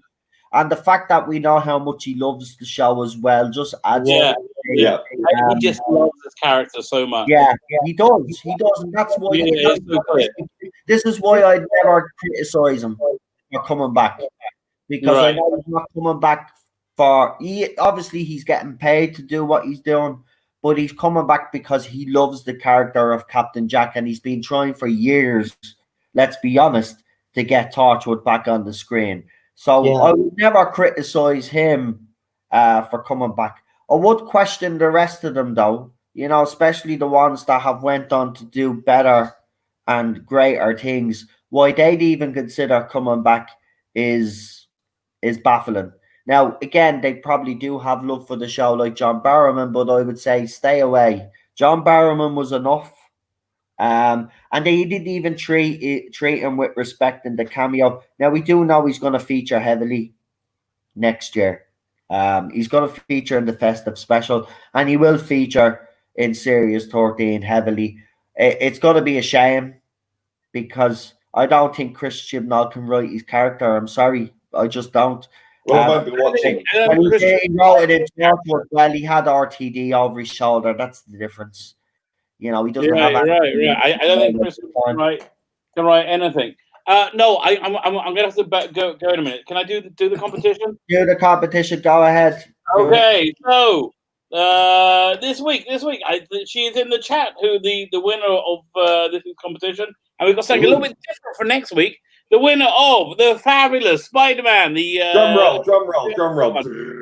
Special edition is what's it? Kel Lynch. Kel Lynch, congratulations. Yay, congratulations. And I want to go for there you go, you won.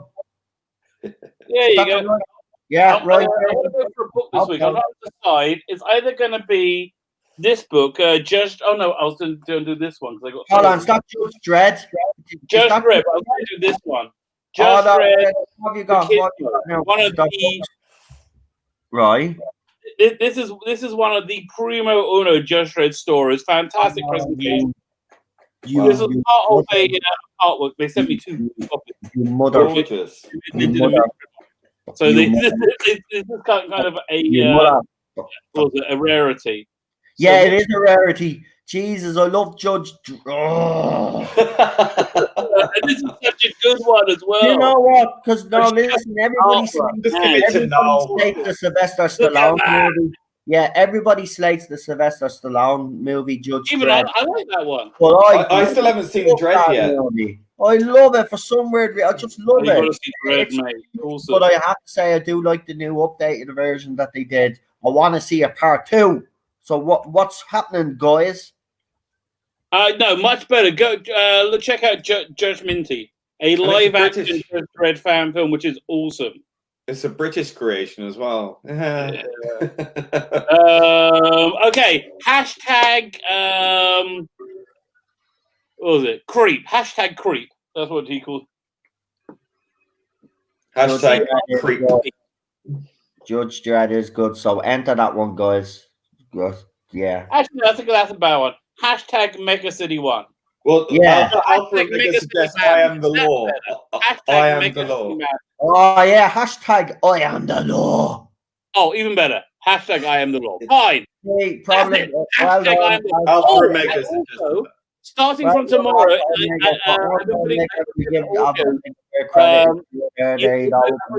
audio stories for you to download from my videos. Starting from tomorrow, I'll put one of the out-of-print Judge Dredd ones that Big Finish did. Yeah. Cool. So you get that. So sorry, Carl Urban is the real Judge Dredd, says Chris. Chris, I agree with you. I just like the Sylvester Stallone one. I do like the new Judge Dredd. I love the ABC one. I just want to see the second part. Why are they rule one though? Right. No nose. You're not supposed to take the helmet off because he's got no nose because it's cut off to put the helmet on. Isn't that supposed to be what Judge Dredd is? You say that.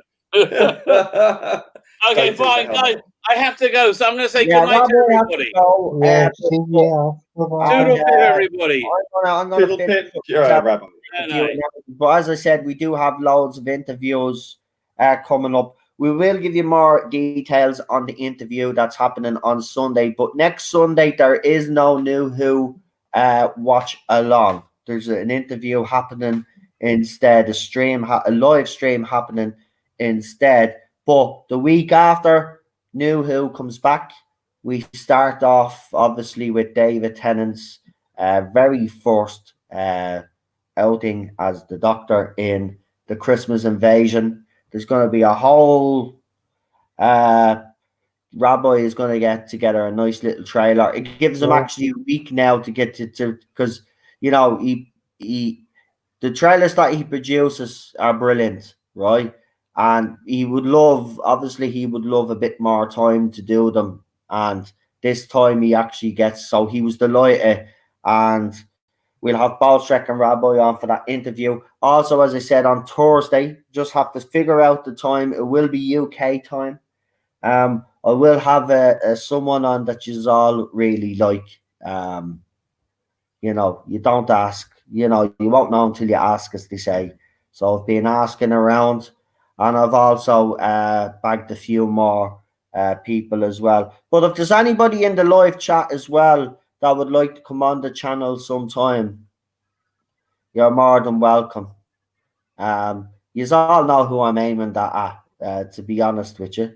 I just won't say it out straight because I don't want to put any pressure. But if anybody out there would like to come onto the channel sometime, make an appearance, even do one of the watch-alongs with us, or join a stream, you're more than welcome. That's nice. That's what I like about Noel. Yeah. It is a democracy. Doctor Who is a democracy. So That's it. And I said it last night. And look, I was a bit angry at the start, but I'll say it again, and I'm being honest. If anybody from who supports this current era of Doctor Who wants to come on and put their viewpoints across, you're more than welcome. Listen, I won't even get involved. What I'll do is I'll just moderate, and we'll bring either Leon, who was debating a few of you on Twitter, excuse me, or we bring Rabbi on, who's obviously less militant than myself. And I won't get involved, and everybody can hear your side of your viewpoints, I should say. Then everybody already knows what our viewpoints are, but then we can have a nice healthy debate about it, talk about it, and see if we can find some common ground. At the end of the day, as Lee said, we don't hate anybody in this fandom. We certainly don't hate Doctor Who, but we're not going to sit back and say nothing when the show is on its knees, and that's what it is right now. I'm sorry, you might think the show's successful. All the evidence and all the facts show it's not. And fair enough, you can be blind if you want to be, but we really do care for the show. We want this show to last, so you guys can also have the representation that you want, but it's done in a way that doesn't alienate the fandom.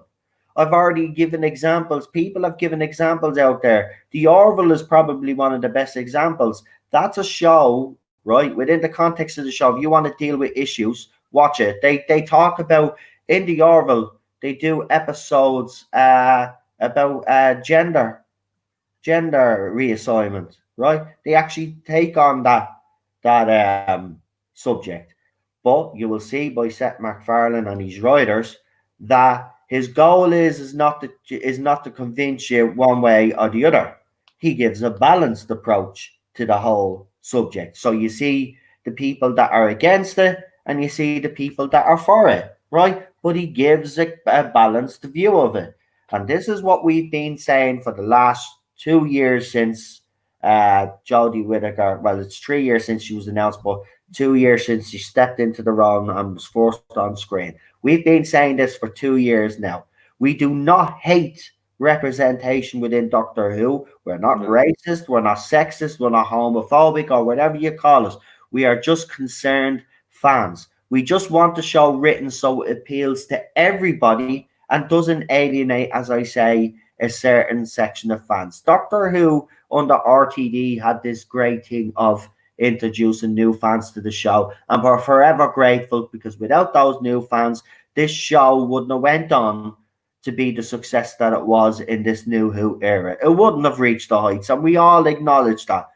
Absolutely. The fact of the matter is that you've got a showrunner now that has done the complete opposite.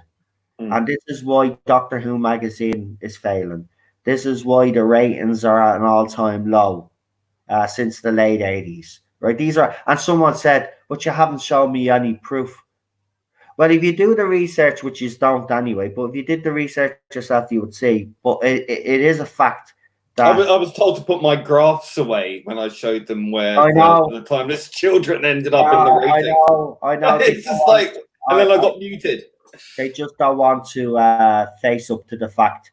And if they did, and if they actually spoke up, because as I said as well, I brought up about, I tried to move the conversation along as well. I brought up about the LGBTQ plus community plus, there's another letter. Plus community. I'm sorry, but you just keep adding letters. I wish you should just find, if you want to be all under the one banner, why not pick a word or something instead of letters? It's starting to get confusing now. But I even made the point, Chris Chibnall doesn't actually respect characters. Well, no, because what he did was, and this came up in the conversation on Twitter, was that they said, you know, when I brought up, you know, how they dealt with gay characters, you know, like, hi, I'm gay, dead. You know, that's pretty much what it was. Yeah. And then he came back with the series 12 and put a gay couple in there, and they said that he did this to rectify that. And I was like, well, that proves it. It's tokenism. It's so cynically employed. And they can well, they know themselves that we're speaking truthfully, but they just, because they're so far up their own agendas, that they don't care. Yeah, I know, and it's just like you can't reason with people who don't want to reason. No. And the thing about it is, if they just listen to what we actually had to say, like those, and I will give them a shout out, the two people that were talking to us. You know, well, it ended civilly, but I mean that's the important thing. That's what I mean. I said we can agree to disagree. We're disagreeing. We were disagreeing. Civil, but it's at least we had a conversation, and it's at least you found out where we actually stand, and we actually found out where you stand. And to be honest, it wasn't quite dissimilar. Some of you are unhappy with Chris Chibnall, and some of you were unhappy with Jodie Whittaker. I think the problem is you just don't like the way we go about it. But I'm sorry, I'm not going to change the way I do it. Well, they don't understand that a lot of this is born out of frustration. Yeah. So a lot of things are said out of frustration. Exactly. Because we're not being listened to, because we've been given death threats, death wishes, and you know, being slurred and say horrible things about people.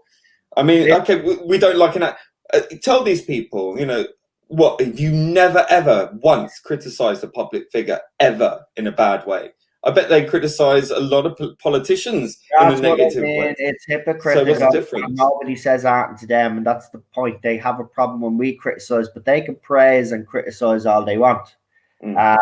It's just hypocrite. I just hope there is some common ground somewhere down the line, because if not, you know, the fandom is just as bad as the show, won't survive. You will have different. We've already seen it. There's different factions within the fandom now. It's not even a complete fandom. It's different.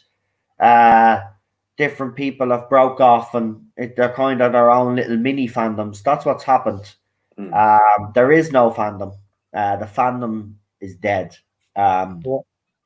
Unfortunately, it can be just like the show. It can all be resurrected if there's a will there from the BBC to actually make the changes that are necessary.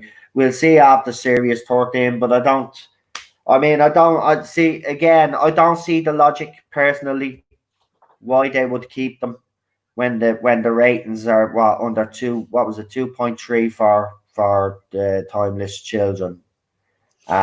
Just to go back to the comments, Colin says, as I said elsewhere in relation to something else, they're all for inclusion as long as you agree with their groupthink, which is true. And Alpha Omega says, wasn't I called homophobic? And the rabbi was also called a Nazi. What was Rabbi called? It was called a Yahtzee. Probably screwed up your algorithm, but yeah, he was. I mean, when it gets to that point, I think you have to start questioning whether or not you're actually on the right side of this. I've got a little secret to let you in on. Every stream that I've done since the Starry-Eyed stream has been limited. So what the hell? I don't know why, but YouTube seemed to have it in for me. I've sent in another appeal now to last night's stream. So it doesn't matter. So bullies can get away with it all the time. That's why I had me rant at the start, because I knew this stream was going to be limited anyway, because they're limiting all my streams anyway. So in a way, the shackles are kind of a little bit off. So well done, YouTube, because you know what? I'm just going to be as militant as ever. And thanks. You know, I don't really listen. For people out there, you know, it's not about money. Never has been. Don't give a shit. This channel ever made a penny. I am grateful for everybody that has actually contributed to the channel. I'm not going to lie, but for me, it's always been about people's voices and the shit that's going on in this fandom. And I'll continue to do that. And YouTube can try silence me as much as they want, or try stop me, or this is what it is. It's discourage me from doing streams, because if I see that I'm not actually making that on the streams, their logic is, well, he'll just go off YouTube. Well, you don't know me. There's a brilliant YouTube video. It's only like 20 seconds long, but it's of Terrence Dix, and he's posed a question about politics and Doctor Who, and it's 20 seconds long. He just gives a very plaintive, sensible reply saying, if you're going to put Doctor Who, if you're going to put politics into Doctor Who, it generally doesn't work, so avoid it. Basically, that's it. And it's just like, and you post up this 20-second clip on Twitter or somewhere, and they can't even be bothered to watch 20 seconds of arguably one of the greatest Doctor Who contributors in the writing sphere that there has ever been. So go work that one out. Lee asks, what does limited mean? Well, see, you can monetize once you're over 1,000 subs. You can monetize your stream, which means then you can place ads, or YouTube automatically places ads on your videos. Now, through those ads, obviously, I make a little bit of cash, and obviously, if people are watching, then the views, then the more people that watch me, the more money I can actually make. And then obviously, then we've got the super chats there as well, which also is another little bit of revenue. Now, for a YouTube channel like me that don't get loads of super chats, because obviously I'm too small, everybody that supports me is like myself, is struggling, so I understand that. But the bigger YouTubers, they can survive on super chats alone, because if you see them, they're getting it amazes me the amount of money some of these YouTubers make on super chats. But see, I rely mostly on the ads, to be bloody honest with you. So when they start limiting the ads, it means I'm absolutely making nothing off my streams whatsoever. Now, I'm not going to sit here and say that it doesn't piss me off. Of course it does. I've worked hard on this channel, and, why not make a few pennies? There's nothing wrong with that. I don't think anybody would begrudge me that. But the simple fact of the matter is YouTube, as Derek has said, YouTube shenanigans, and it harms them. They're just harming smaller channels like mine. They're giving the big corporate channels all the power, and all YouTubers, even Gary's channels and Doomcock's channels and all, they get ghosted and stuff like that. That happens. They're trying every little trick to stop us. So, because I'm a smaller YouTuber, right? So a bigger YouTuber like Gary Doomcock, they're fine. Smaller YouTuber like me, obviously it's a little bit harder. And then how do I put this without being, I'll just listen, if you're not strong-minded like me, and YouTube is doing that to you, well, then more than likely you're going to give up and you're going to close down your YouTube channel. You're not going to bother, right? But what they don't realize about me is that I'm not going to go anywhere, so they can try every little tactic they want. Well, with that last stream, the one we did with the panel of over Starry I Go, what the reason they gave you was that you were talking about what contentious, controversial topics, and it's like, well, how many opinion pieces do you see from the mainstream media, like the BBC, CNN, Fox, all of these people? I know. A lot of these opinion pieces are controversial. They touch on controversial subjects, but they don't get banned or shadow banned or ghosted or limited in any way. So what difference does it make if your opinion, I mean, does it mean that any individual that doesn't have like $1 billion corporation behind it, their opinion doesn't matter? It's outrageous. I know, I agree. But then see what happens then is this is what it creates then, right? And this is the downfall of what YouTube is doing. Then you'll get people out there then, and it just becomes all about the subscribers, the clicks, right? How many subs they can get, because they think if they can generate enough subs and all this, blah, blah, blah. So it has brought some greed into YouTube, which is like, look at everybody that sets up a YouTube channel. Once you get over 1,000 subscribers, you can start earning money on your channel. Some channels will earn enough that will help them get by in their daily lives, and that's great, right? But when YouTube starts threatening that, that's when you start crossing the line. It's unfair. And I mean, everybody has seen, and listen, I don't want to be bitching and moaning about it, but it has been frustrating these last couple of months, because I have worked really hard on this channel, built up all of you guys, subscribers, have yous all now supporting me. You know what I mean? I put out content that I believe that you guys like. I'm trying to broaden it a bit more now so that, you know, we don't stick in our own little, you know, I don't get stuck in the eddy, as they say. You know, we've got to expand, but we still be primarily doing Doctor Who. But the fact that you look at, they can do whatever. Look, they tried. They. This is me. Look, I got a copyright strike, as you know, last year. That one finally went, and then as soon as that one went, I got another one straight away. I guarantee you, when this one runs out, then I'll get another one, because some little gobshite out there will have a problem with what I said, and YouTube will agree with them, even though there's nothing that I've done wrong. And imagine limited the stream that I did. And listen, I don't really care that they limited the stream about Starry, but we were talking about very, very sensitive issues, right? And for them to say that it was hate speech, that's what annoys me. I don't care that they limited, but the fact that we're speaking out about people who are issuing hate speech and saying all kinds of terrible things on Twitter and YouTube constantly, who get no blowback whatsoever, and we stand up to these bullies, and we are the ones that get. Like I said earlier, my Twitter got I got put on the naughty step because I know I was defending people. I know. And by the way, Lee didn't tell anybody to shut the fuck up.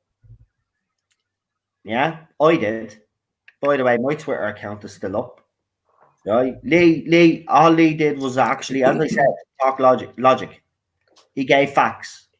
Right, he wasn't disrespectful in any way. The reason why I was because I was called a racist, and nobody's going to call me a fucking racist. I don't care whether you're Guy Pearce, Chris Chibnall, or whoever the fuck you are. You come out and call me racist, I'm going to tell you shut the fuck up and watch your mouth. Simple as that. And Starry, good night. We will talk to you during the week because we've got loads of streams coming up. Good night, Starry. Lovely to see you again. In the chat again, and thanks for joining us. I really do appreciate it. You look after yourself, the kiddies and the hubby, and we'll talk to you soon. And look after yourself as well. And remember, we're here for you anytime. And if you need to talk to anybody you're at, and message any of us, man, we're around. And you know Thank you, Chris, as well. I'm like a bleeding robot, so I'll be around. So you know, if you ever need to talk, you've got your pals here. We'll be here for you. Don't worry about it. Good night. But yeah, Alpha Omega with a $10 super chat. He says, "Here's one for you. Listen, thanks. So really, listen. I wasn't saying that because of that, but it is frustrating. I have to be honest. YouTube are just, but they'll never stop me from doing what I do, and I'm not going anywhere." Alpha Omega's a good chat. I know. Everybody's been nice to me since I became a YouTuber, and I have to say, you know, I was originally shy when I first started, and you shy. Yeah, I don't actually use that for a minute, no. When I did the Serious 11 videos, I was very nervous. I was a bit shy. You know, I was still kind of ranting a little bit, but you could see that I was still very nervous in what I was saying.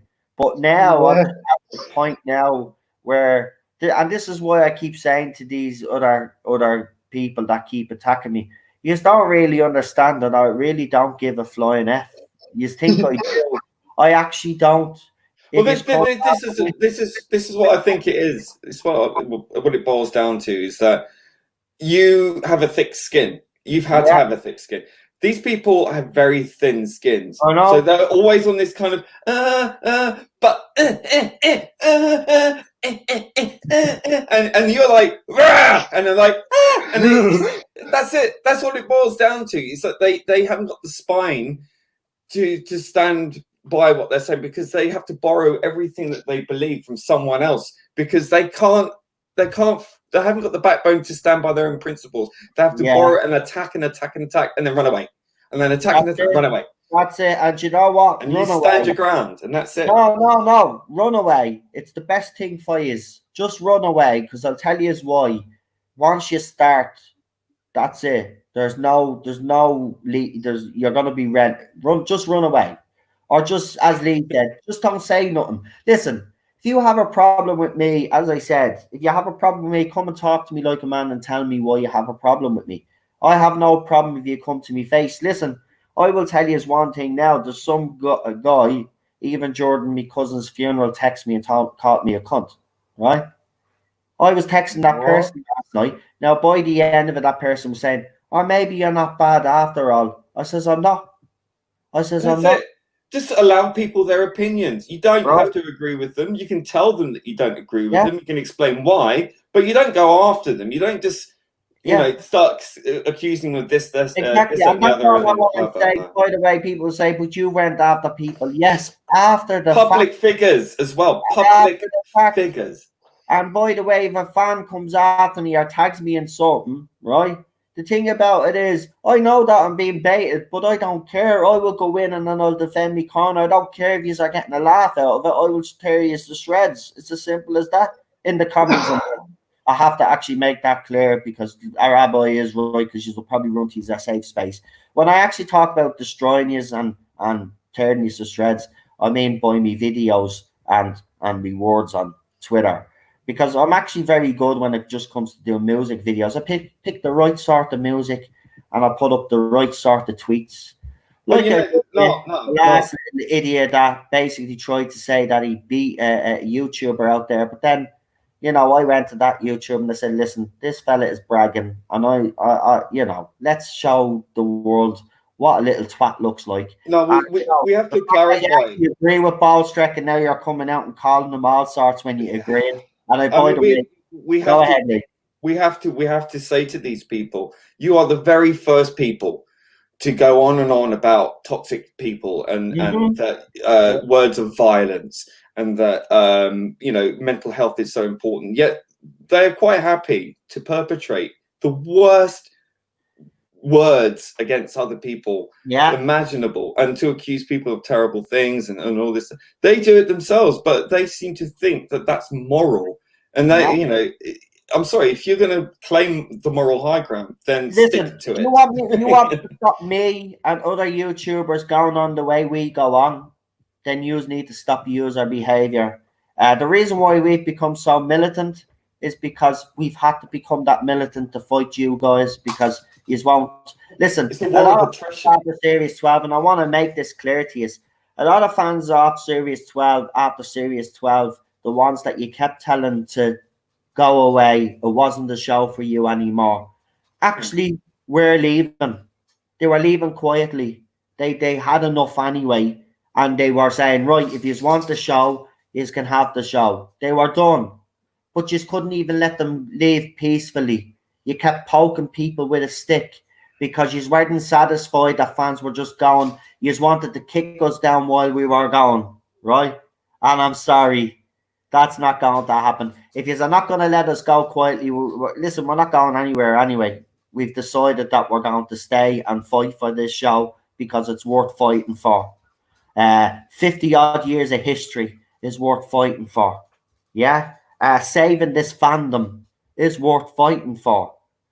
All we just want, as we have said, Lee will tell you, Daniel will tell you, all we want is a show that will embrace all of the fandom, including you new people, including you new fans, right? We've no problem with new fans. We never had a problem with new fans. The more the fucking merrier. Sure, Jesus Christ, if we got new fans, the show would bleed and have millions of viewers, right? It would get more money then it'd become bigger. We want it to become as big as it can. We know this show can be huge, right?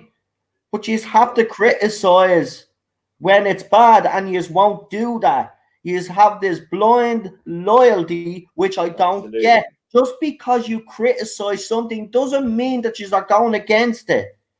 It just means you are concerned. And you guys right now, you are the vocal minority, right? You have the most powerful voice right now. We know that. We are under no illusions. Yous are the ones that can actually make the biggest difference here. Yous know there are problems with this era, but yous refuse to bloody say something. And that's why we will continue to keep doing what we do, because yous won't take the responsibility and do it. Yous know that Chris Chibnall is not handling Jodie Whittaker's doctor properly. Yous know, because I've seen hundreds of yous comments. He's throwing her under the bus already by introducing the Ruth. Exactly. The Ruth completely doctor. throwing her under the bus. Of course. He doesn't have it. Of course, sure, he even made this whole big deal that she was the first female doctor. Well, she ain't anymore. It's the Timeless Child. And the Timeless Child ate Jodie Whittaker because it was a little girl. We seen her. She was abandoned.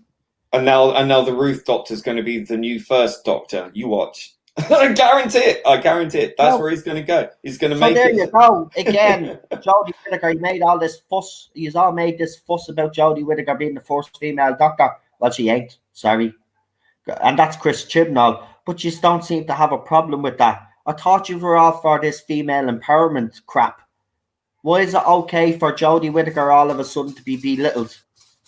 Don't get it. These are hypocrites. This is why we'll say what we'll say. I can't understand it. If you actually come out and said something, we would make huge differences with the show.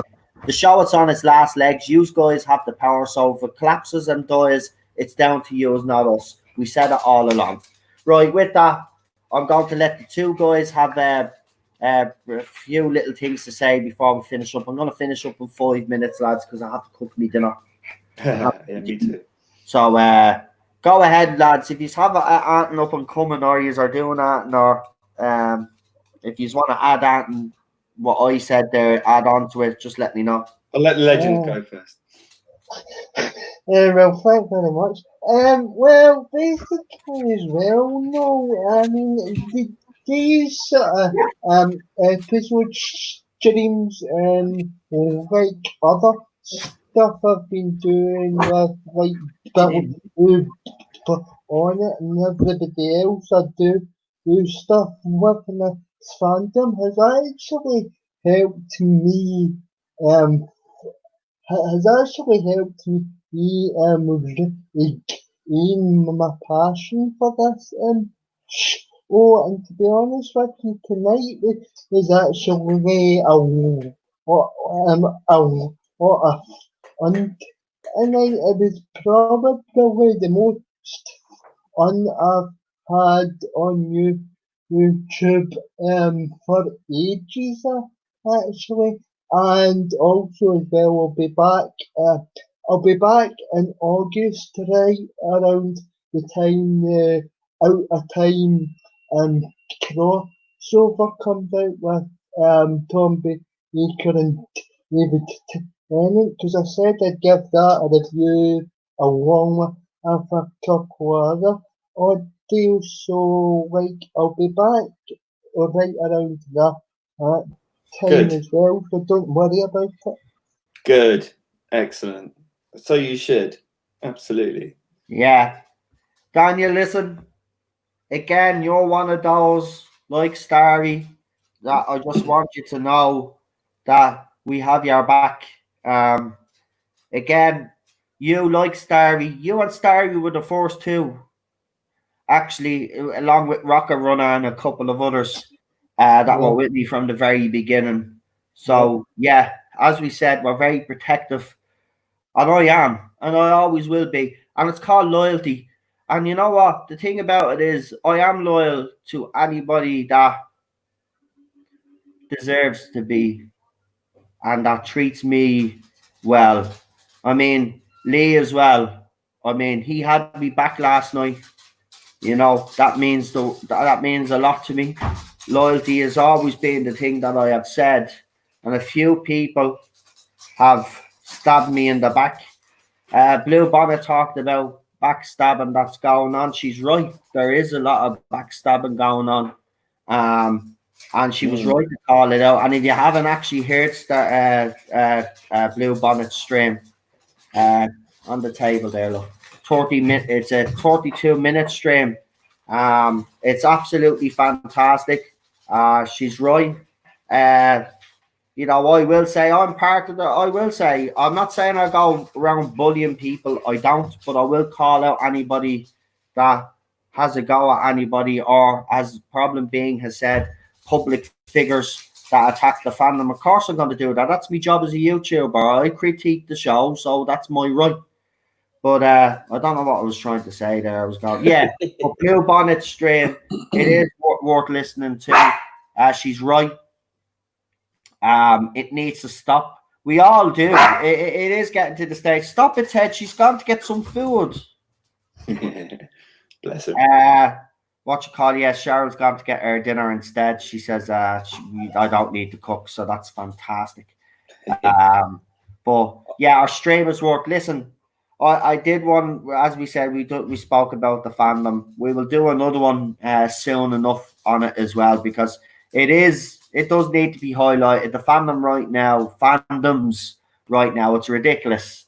It's gone too far, and it's not just the Doctor Who fandom that has been affected. There's a lot of other fandoms out there, but these issues need to be kept in the spotlight. So fair play to Blue Bonnet for doing her stream. And I have to be honest, I've heard Blue Bonnet get angry before, because obviously we've had Blue Bonnet on this channel, but I've never heard her this angry. And rightly so. There's just too much bullshit going on. And I'm glad me and Lee were actually able to talk the two.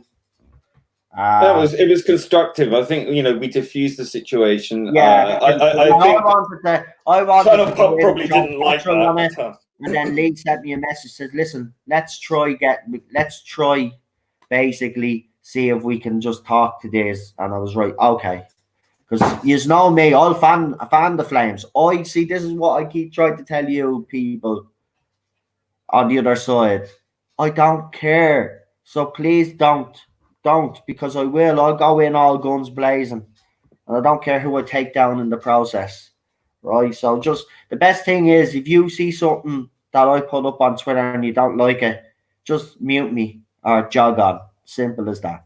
And then there'll be no problem. And then there will be no problem. Then I won't be on YouTube ranting about you. Then I won't be on my Twitter account slagging you all off.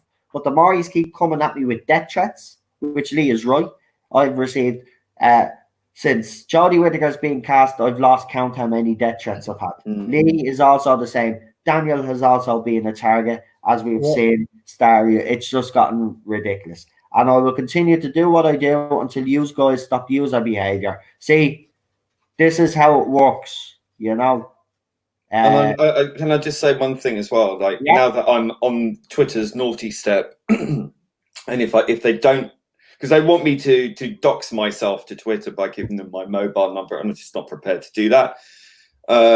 So if I don't, and I sent them a message saying, I don't want to give you my information. I want you to release my account.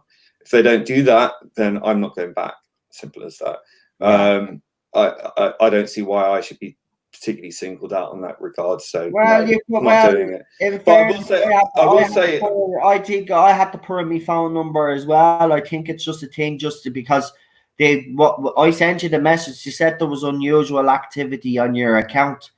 I was standing up for myself. Really unusual activity. And that's why, fair enough. And I know you don't really want to give a mobile number, but why not just give a bleeding make up one?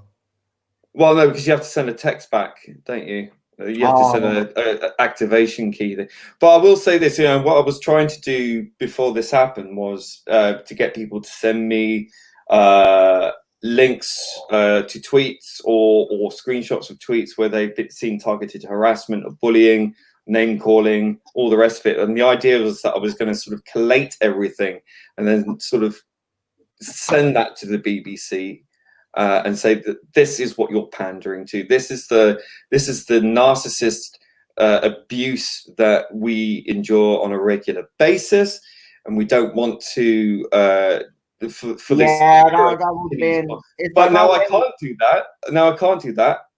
Or might not be able to do that. Technically, you still could if you've saved the photographs on your phone and not just. Well, I want people to. If they can't send it to me, send it to Noel or someone. And then I can send it to you on message, because you can still send an email. Yeah, just whatever. If you guys come across anything like that, just collect it all together, make a folder, and then you can sort of when we arrange it. talk about abusive text now, we don't want like someone just calling someone, say, you know, a J-bot calling you a stupid little name or something like that. It has to be, you know, something that is considered. You've seen it yourselves, right? Some of them cross the line, right? If you see anybody cross the line, they're the types of ones that we're looking for. Listen, there's a few in the fandom already. I could throw you a few names, but I can't because I don't want to get into trouble. But there's a few names that I could even give you to keep an eye on because they always put their foot in it.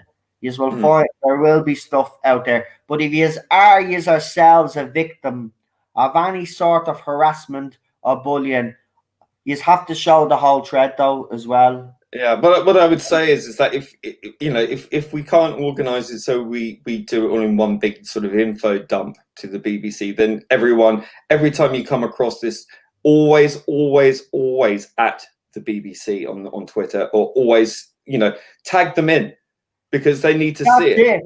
That's it. Even better as well. But again, send us stuff as well. Send it to me and I'll pass it on to Lee. Right, definitely. Yeah. You can send it to me on Messenger, Twitter, wherever, even on my YouTube in the comments section. I know some of you will send me a link to something, and then I will download the photographs and send it to them. No problem. Just whatever you have, right? If you have been a victim of any sort of bullying tactics online, let us know. And also, right? Also, if you've been a victim of any of the people that work closely with Doctor Who as well. Yeah. Remember to keep that in mind as well. If you come across people that work for the Doctor Who magazine, because there's a few of them that don't like certain opinions of certain fans, and if you see tweets that you think are inciting other fans to go after these people that have different opinions as well, drop them to us as well. Because trust me, there's plenty of them. There's plenty of them. Right. We're going to leave it at that, folks. Listen, Lee, thanks for joining me tonight. We didn't actually do the space book on Friday anyway, but that's why I said, like, listen, I'd get you on tonight. But we might have to get you on another stream as well, because if these interviews are going the way I'm going, I don't think we'll be able to get the space book in again on next Friday either. But we'll get you on one of these streams anyway during the week. Right, for definite. As I said to you anyway, you're kind of a permanent fixture on this channel now. So when you're available anyway, which I know you'll let me know, we'll bring you on. Yeah, no worries at all. It's always an enjoyable experience, and it's always great to interact. And Scottish Davros. Yeah, yep. Legend. Are you coming back to YouTube or what? Sausages. Yeah. Yay! Good man. Good. That's it. You stand your ground. Don't worry. We'll be there for you. Right? Nobody's got to know. You should do what you do. Everybody loves you, Daniel. You keep doing your big finish and your other stuff, your wrestling streams or whatever, because it makes you happy. And you should always do what makes you happy. You know, you've only got one life. Remember, we've only all got one life. So do what makes you happy. Don't let anybody bring you down. And if they do, you've got your friends. And I think we've already demonstrated as friends that if one of us gets attacked, then it's not just an attack on one. It's an attack on us all. We're all as one. Oh, they're showing the Derry girls now. You will be like us. Yeah. And Alpha Omega with another $10 super chat, and he says one more before we go. I really do appreciate it. I just wish YouTube would start messing or stop messing with me. It's not fair. It actually isn't. Yeah, and I'm not going to sit here and lie. As I said, it is a little bit disheartening, but at the end of the day, I love doing what I'm doing. I have all you guys here. And, you know, I've got the support of you guys. So that's all that really matters to me is you guys in the chat and the people that subscribe to me anyway. And When there's a day that you don't like what I do, will be the day that I bow out and I say thank you all and wish you the best of luck. If that day ever does happen, I will know when to leave. Trust me, I won't hang on. I'll go. You know, I'm under no illusions. You know what I mean? Some YouTubers survive and some don't, and I'm still at the will I still survive stage. So yeah. So. That's it. Just And if I don't, sure there'll be someone here that'll take me place anyway. That's the way it goes anyway. Someone else will take me place and someone else that you can get behind. Anyway, I nearly packed it in a couple of weeks back anyway. Just thought I'd let you know that because you have a right to know. But I nearly really, I was this close. Had a few people in my ear telling me it'd be a big mistake. And to be honest, you know, it's understandable. I mean, you're under so much pressure, and all this abuse that you get, and people don't realize. Yeah, it's not just Twitter. That's what I mean. People think that it's Twitter, but I'm getting on Twitter, Facebook, and YouTube. And I'm pretty sure if I was on Instagram, I'd probably get it on Instagram as well. It's just the way you are. You just have right now having different opinions is dangerous in society. Yeah, it's dangerous for your mental health. Anyway, very much so. Very much so. And listen, me and Lee did see someone on Twitter last night that was going through a rough time, and I just want to leave with this message because I think it's an important one. And I have done a stream on it before, but I will say this: look after yourselves. Look after your mental health as well. It's very important. But listen, and not after others as well. Yeah, but if you ever feel down, remember there's other people that are in the same situation as you, but there's other people out there that are willing to listen. And there's always someone out there willing to listen to you. And as Lee said last night, you are not alone. So if you need to talk to someone, please. You're not alone. And I know, especially during the time that we've been through with the pandemic, the lockdown, it has been very tough on people and their mental health. And, I've even had a few bouts myself. It's been years since I've been really depressed about acting. And it has crept up on even me. So this is why I'm saying it, because I'm pretty strong, to be honest with you. It takes a lot, and I mean really a lot to get me down, but even I've felt it. So I can imagine what it's like for everybody else out there as well that's been in that place. And no, make sure. I mean, that guy. No, I can't access my Twitter. Just say that I blocked. I will. I'll check up because he did say he will write up. He'll write up on Twitter later on to let us know how he's doing. Just let him know that I'm on the naughty. No problem. But I hope you figure out some way of sorting it out. It's a shame that you're not on Twitter, to be honest. Why don't you just set up a new account? Yeah, but I do that, and they'll it's like whack-a-mole. So they'll keep coming after me until I give them what they want. If they suspect I'm the same person, ridiculous. And Rick, you set up a new one because I enjoy your chats. I agree. I think you should, and you will. Listen, loads of these other people have multiple accounts and they get away with it. Just give it a new name. Don't even give it the original name. Just give yourself a new name on Twitter, and so you can talk to all of us.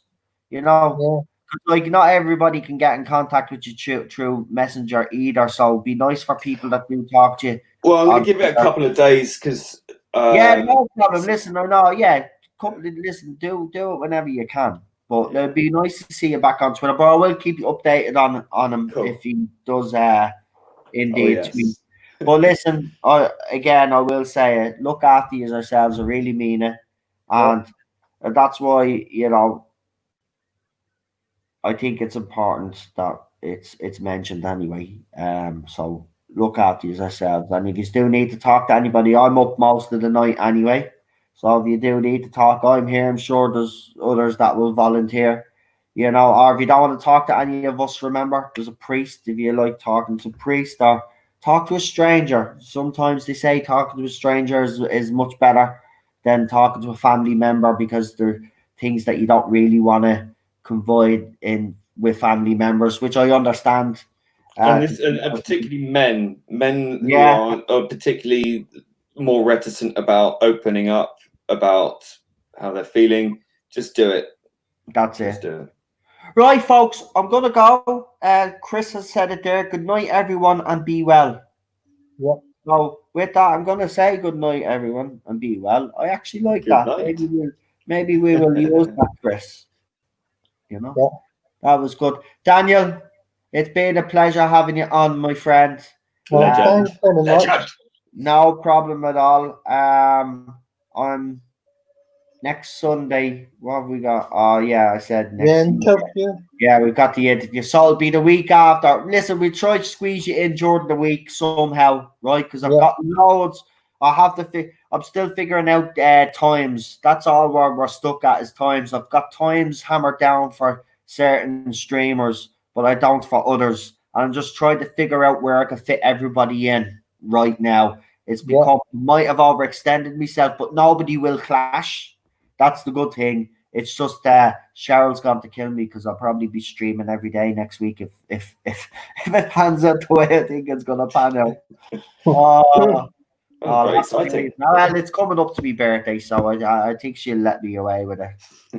Then after the day after my birthday, then it'll be like nothing happened. Right. Good night, folks. Lee, thanks for joining me. Daniel, thanks for joining me. I'll leave you with this. The old trailer that was made for me by Unknown, which we haven't seen in a while. Be nice to see her face sometime because we love the channel trailer, don't we, guys? Right, good night, folks. Thanks for the super chats, Alpha Omega and Kip Ellis as well earlier on. I really appreciate it, guys. I know everybody is struggling right now, and I do actually appreciate all the support.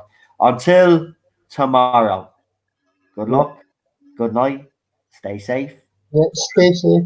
And keep that social distance.